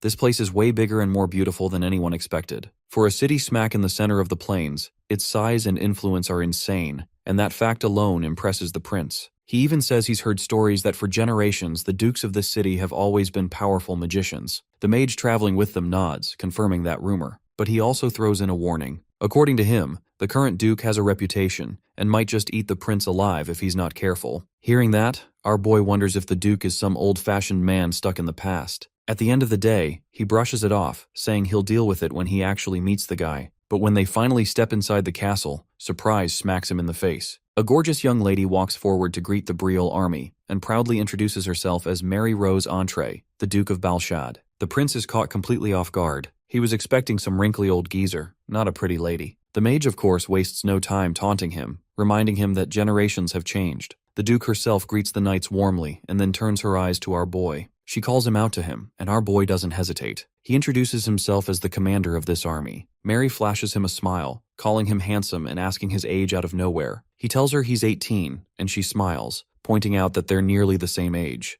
In her opinion, that means they should have no problem building a good understanding with each other. After talking for a while, our boy forms his own impression of the Duke. She's the kind of woman who knows exactly how to weaponize her smile and beauty for her own benefit, and he doesn't have any good memories tied to smiles like that. With a calm tone, he tells her that age doesn't really matter, because anyone can be anyone's friend as long as they share some common ground. She just smiles again, then suddenly calls in the Knights of Brusson. With confidence, she introduces them to the Knights of Briol and declares that the two groups will be fighting side by side. She urges them to spend time together so they can understand each other better. Jared whispers to the mage asking why she's doing all of this. The mage shrugs, saying that's just how the hoe is, and it doesn't really mean anything deeper. Jared then asks if Brusson is that small nation tucked near the border. The prince confirms he's right and explains that most of their warriors are strong and tough because they've grown up as hardened seamen. Right then, a rugged man steps forward and introduces himself as Jonathan, commander of the Brusson army. He pours a drink for the prince, and Yuri asks if it is really wine. Jonathan admits that such a fancy drink doesn't suit a countryside place like Brusson, but he still offers it. That little remark sets off one of Jonathan's sidemen. The guy bursts out furiously asking if the prince is looking down on them just because they come from farmland. He demands the others let him go because he can't stomach the insult. Jonathan holds him back and instead locks eyes with the prince, calmly asking if he is willing to treat this as a provocation against Brusson itself. The prince questions if he is supposed to apologize. Jonathan smirks, saying he believes that either he is truly ill-mannered like the rumors, or the prince is deliberately testing them. Our hero doesn't flinch, and simply replies that the most dangerous ally is the kind you can't trust, and asks if they're ready to prove otherwise. Jonathan answers without hesitation, saying that knights have always proven themselves with a sword. That's when the Duke cuts in, saying she'll happily escort everyone to the training area. The scene shifts to the training grounds, where the Duke teases the prince, asking if this was his plan all along. She doesn't mind, though, since she's clearly having fun with it. Yuri tells her to drop the act, pointing out that she was obviously in on all this too. In his mind, he believes it's necessary to measure the ability of the Brusson Knights. But that's not the only reason. In the near future, he knows one of these men will rise to become one of the Great 10, so he's determined to figure out who that person is before anyone else. Inside the arena, the two knights square up. Prion introduces himself with confidence, telling Roland they're going to have some fun, while Roland simply stays quiet. From the sidelines, Yuri is strongly focused on watching the fight closely, convinced he'll learn something valuable from the outcome. The Great 10 are the continent's strongest people. They have so much authority that they can cause or resolve any war or conflict, anywhere on the continent. That is why befriending a person with such a bright future is definitely considered a huge asset, and most of the time, brotherhood usually starts from a bro fight. Prion says that he definitely heard about Roland being the genius who has already won many tournaments. Dashing straight towards him, Prion adds that the actual battle is quite different from the pretty shows that they set up for nobles. Roland evades his attack, but he thinks that his movements are so obvious that he can easily take him down. Thinking that he is about to win, he strikes, but everyone is shocked when Prion loses. Roland deliberately showed him a fake gap so he could lure Prion's attack, which he nullified with a flick of his wrist. The guy then launched a sharp counterattack by perfectly shifting his weight. Seeing the fight, the prince thinks that Brusson's knight is really good because an ordinary knight couldn't keep up with him, but Roland is much more than that. Prion admits he definitely fell into the trap and compliments Roland, saying that he managed to learn a lot from this fight. The audience claps for both of them, and the commander says he expected nothing less from the great nation of knights. Our boy replies that he is flattered by this compliment, and that the knight from Brusson was also quite skilled. The score is 1-0, and he assumes this will definitely not be the end. The commander then calls out his next knight and tells him that it is his turn to fight. Our hero looks him over and says that he definitely seems strong.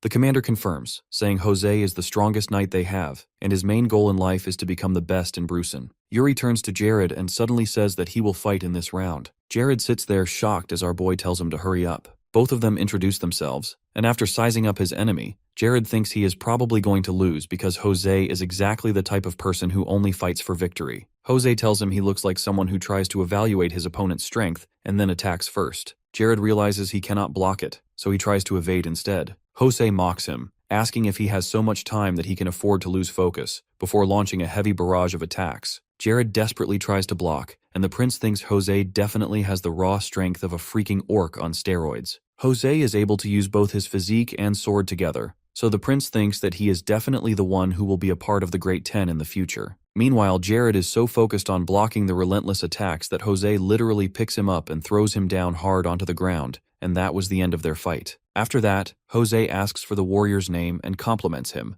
saying that he is really skilled for being able to hold his ground for a surprisingly long time. Jared replies that he still has to learn a lot from him. The prince then stands up and announces that now the score is equal, and he will stop for the time being. The duke asks if they are finally done with their little fight, and Yuri replies that it is important to build trust with his men, so this fight was very important. The duke says that she is disappointed because the prince is taking his relationship with the Brusen so seriously, while on the other hand, he has not even tried to have a single decent talk with her. When the duke tries to work her dirty charm and beauty on our boy, the commander suddenly interrupts and asks when she is going to show them their office. The lady remembers that she did promise him that earlier. He then asks if she can show it to him now because his men are also really curious about it. The duke agrees that they can do it now, and then she asks our boy if he would like to tag along. But he coldly rejects her offer by saying that he has more important things to take care of. After that, he skedaddles out of there quickly. Seeing that, the commander laughs and the duke finds his attitude really annoying. A few days later, the allied forces gather together at the Balshad. The nations heard the news that the supreme commander had arrived, and they instantly started to compare each other, but the nation of Briol was the only real exception. Hernando asks Yuri if they should focus more on practice because all the other commanders have already started to work together and are now sharing plans with one another. The prince says that he is sure they are only sharing half of their plans. Each and every person who is present here is famous for their sword skills, and their pride will never allow them to share their complete plans. There is simply no chance that they will cooperate with each other, because everyone here is looking down on one another. The prince thinks that he has to show off his skills if he truly wants to get recognized. He asks Roland if they can do some duels, and he replies that he is always ready because he feels really lucky if our hero wants to fight him. Yuri orders him to fight seriously, and hearing this, he grins and releases his mana. Seeing his pure mana, our boy thinks that Roland is definitely a great sparring partner. The man dashes forward towards our boy and launches an attack, but he blocks it cleanly. Then Roland tries to stab him, and he thinks that Roland's movements are extremely precise because he never makes a single move. The warrior was always like that,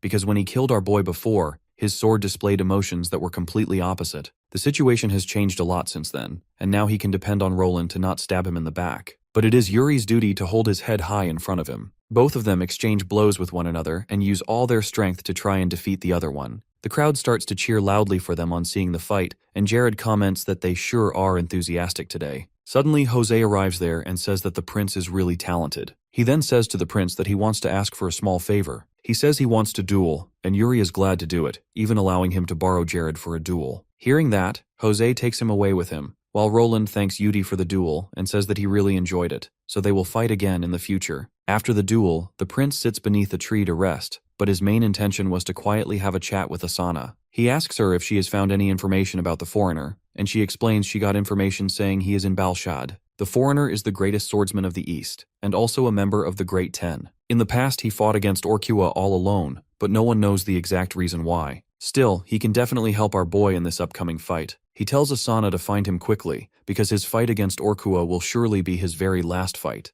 and after that, he will no longer be a part of the Great Ten. The story then explains that there was once a prince of the empire who is now the commander of the allied forces. His name is Ragna, whom our hero met in his past life. Our boy flashes back to the days before his regression, when he was fooling around with the princess. Yuri tells her boldly that there is no one to worry about. However, Catherine doesn't seem convinced. Yuri reassures her that he will take care of it, and the two then give in to their desires. Just then, a man on the couch calls out that they should play somewhere else, which embarrasses the princess. Ragna gets up and mutters that she is getting flustered over nothing. He then asks our hero a question if he really likes the princess. The prince doesn't understand what he means, but Ragna doesn't interfere further, and states that he will figure it out eventually. Coming back to reality, Yuri thinks that even though it was just a short moment, he could tell that the man's character is extraordinary. Sitting at the meeting table, all the leaders are busy gossiping about the commander-in-chief. The nobles start bickering that it's a great chance to meet a royal, dragging politics into the discussion. Just then, Yuri's eyes widen in surprise as Ragna suddenly appears behind him and addresses the table. He takes the head seat and says that he cannot let everyone get too relaxed, tapping the armrest. His aura leaks out, filling the entire room, after which he states that he doesn't like cowards. Everyone tenses as they bear through the immense pressure. Our prince just smirks, thinking this is quite the entrance.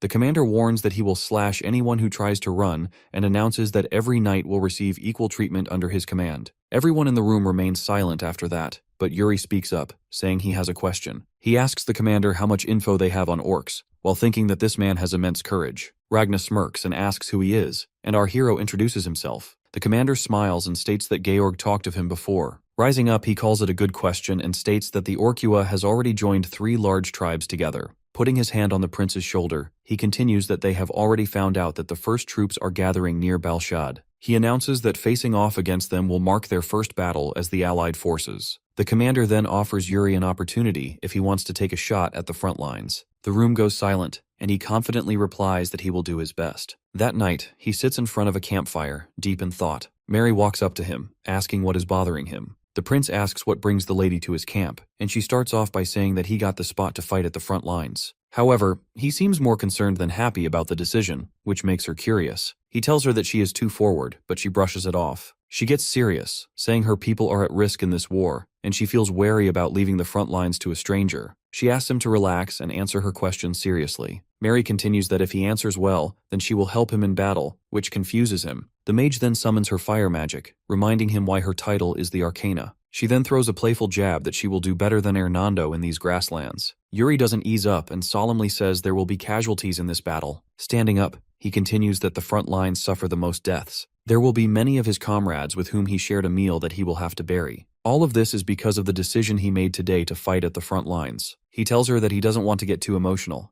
but he is trying to cope with the weight of that decision. That speech lights up Mary's eyes, and she says it is a perfect answer. She still expresses that she doesn't like the fact that he gives more importance to his men rather than her. However, she extends her hand and pledges that she will help the prince in his first battle. The two shake hands, and our hero thanks her for the help. A few days later, it is finally time for the Allied forces' first battle. The two sides stand ready as they face each other. Standing in the front, Yuri then issues a command, telling his forces to get ready for battle. Meanwhile, at the backlines, Ragna notices that Mary is still standing beside him even when all the frontline troops are about to deploy. With that usual innocent smile, she says she was personally assigned here by the third prince himself. At the same time, our prince mounts his horse and takes the lead, riding straight into battle like a true madman leading from the front. Seeing him charge right into the most defenseless position, the Supreme Commander can't decide whether to be proud or terrified. Just then, Mary politely asks Ragna to excuse her rudeness before raising her staff. In the next moment, an enormous sphere of fire appears above her, glowing like a miniature sun. She waves her staff down, and the blazing mass crashes right on top of the orc army. It hits them moments before Yuri's troops even make contact, making Ragna panic as he yells that it's way too close to their own soldiers. But Mary just flashes a confident smile and says that is exactly what the prince asked for. As the fireball descends from the heavens, our hero charges into the orcs and takes one down with a clean strike of his spear. Before the spell lands, he leaps back just outside its range. Right after that, he points his sword forward, forming a massive water barrier around his men, and orders them to charge without hesitation. The Supreme Commander stands there completely awestruck as the prince charges straight through the blazing flames. Once again, our boy takes the lead and commands his men to advance right into the fire with him. A group of orcs stupid enough rushes forward despite the sight, so the prince greets their roar with a brutal sword throw straight to its throat. Another monster suddenly tries sneaking up from behind, but an ally steps in and blocks the strike for him like a true bro. Watching this display of insane courage and raw determination, the other commanders finally realize it is time to show that Briol is not the only kingdom with knights worth their salt. As the heat of battle intensifies, the commander of the Holy Kingdom orders her soldiers to back up the Briol warriors and crush every stray enemy who dares to move alone. The Supreme Commander grins, blown away by how the prince's fearless charge and fire-through-flames stunt completely skyrocketed his army's morale. What surprises him even more is the genius behind the plan. He rained fire on enemies while keeping his own troops safe behind water barriers. It makes him wonder just how he got Mary to cooperate with such a reckless idea. The Duke admits she was hesitant at first, but somehow the prince convinced her. In the end, he delivered exactly as promised, and Ragna agrees it was one hell of a debut for the Allied forces' first battle. Later that night, the Duke sits at her desk doing some paperwork. She mumbles that its great Prince Yuri led their first battle to victory, but the visitor sours her mood, and she says that a moment of celebration doesn't make it right to barge into her room uninvited.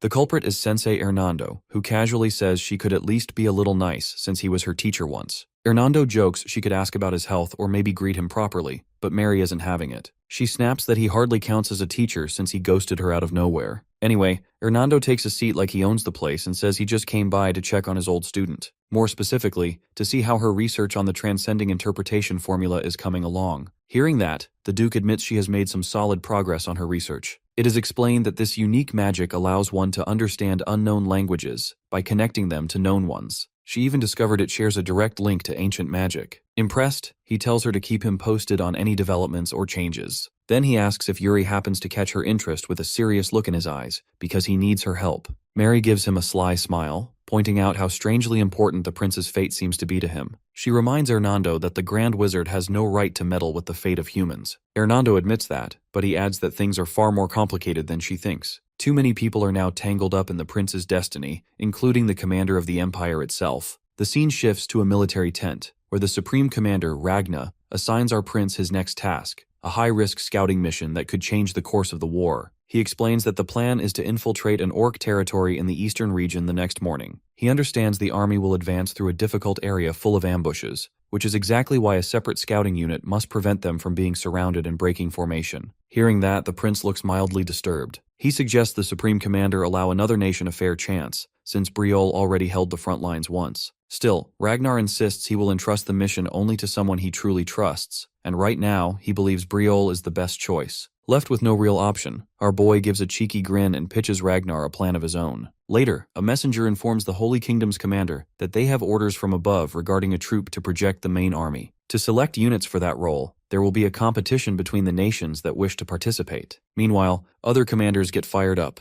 intrigued by Ragnar's unusual method for picking the best units. Back at Yuri's camp, Hernando reads the orders out loud that the soldiers must cut off the right ears of orcs, and merit for future missions will be decided by who secures the most ears. The Great Wizard is shocked that our prince actually suggested such a wild idea. Our boy grins, saying these are orders directly from the Supreme Commander. Everyone must participate, and each nation's true capability will be revealed. Still, his right-hand man points out that the skills required for this mission are completely different from the usual ones. He knows their soldiers might have a hard time competing, but Yuri just smiles, that same devious grin that says he already has something cooking. The next morning, the big day arrives, and the Supreme Commander himself steps forward to announce the rules again. All of them must chase down orcs and eliminate them on the spot. As mentioned earlier, whichever country ends up with the highest ear count will earn top priority for all future missions. Naturally, the three commanders are fired up, itching to prove their worth. Flipping the hourglass in his hand, Ragnar officially starts the competition. An amused grin spreads across his face, eager to see how this little plan will play out. One of his men says he's been listening too much to the young prince lately. Ragnar laughs, admitting he's actually starting to like the kid since his ingenious ideas somehow always bring results. On the battlefield, Yuri's soldiers ask if he has any sort of plan. He tells them they first need to track down a pack of orcs. Laughing, he reassures them that he does have a plan, and sure enough, they soon come across a group of orc riders. Out of nowhere, our boy whips out his red crystal necklace, and the glowing magic crystal immediately catches the attention of the unsuspecting orcs. With the crystal still in his hand, he reminds his men that all they need are the right ears. No need to try hard. After that, he charges forward and starts slicing orcs left and right like a man possessed. Seeing this, the biggest and nastiest orc in the group steps up, glaring at him with pure killing intent. But before the creature can even swing its weapon, the Prince of Briol beheads it cleanly. Bro came prepared for everything this battle could throw at him. To win this contest, his first trick is the fiery magic necklace he looted from bandits, and his second is the set of special knives strapped to his belt. Just then, one of his soldiers proudly reports that they've already collected 10 full ears. But our boy only grins, holding a knife in his hand, and says that's nowhere near enough. The soldier stares in visible confusion and asks what he means. Yuri has that usual confident look in his eyes as he slams the knife into the ground. The blade shoots up a blinding beam of light into the sky. Glowing with an aura of blazing blue and golden yellow, the prince then turns to his men and declares that they are not just here to collect ears. They came to farm aura, and that means they are not leaving until every single orc in this entire area is wiped out.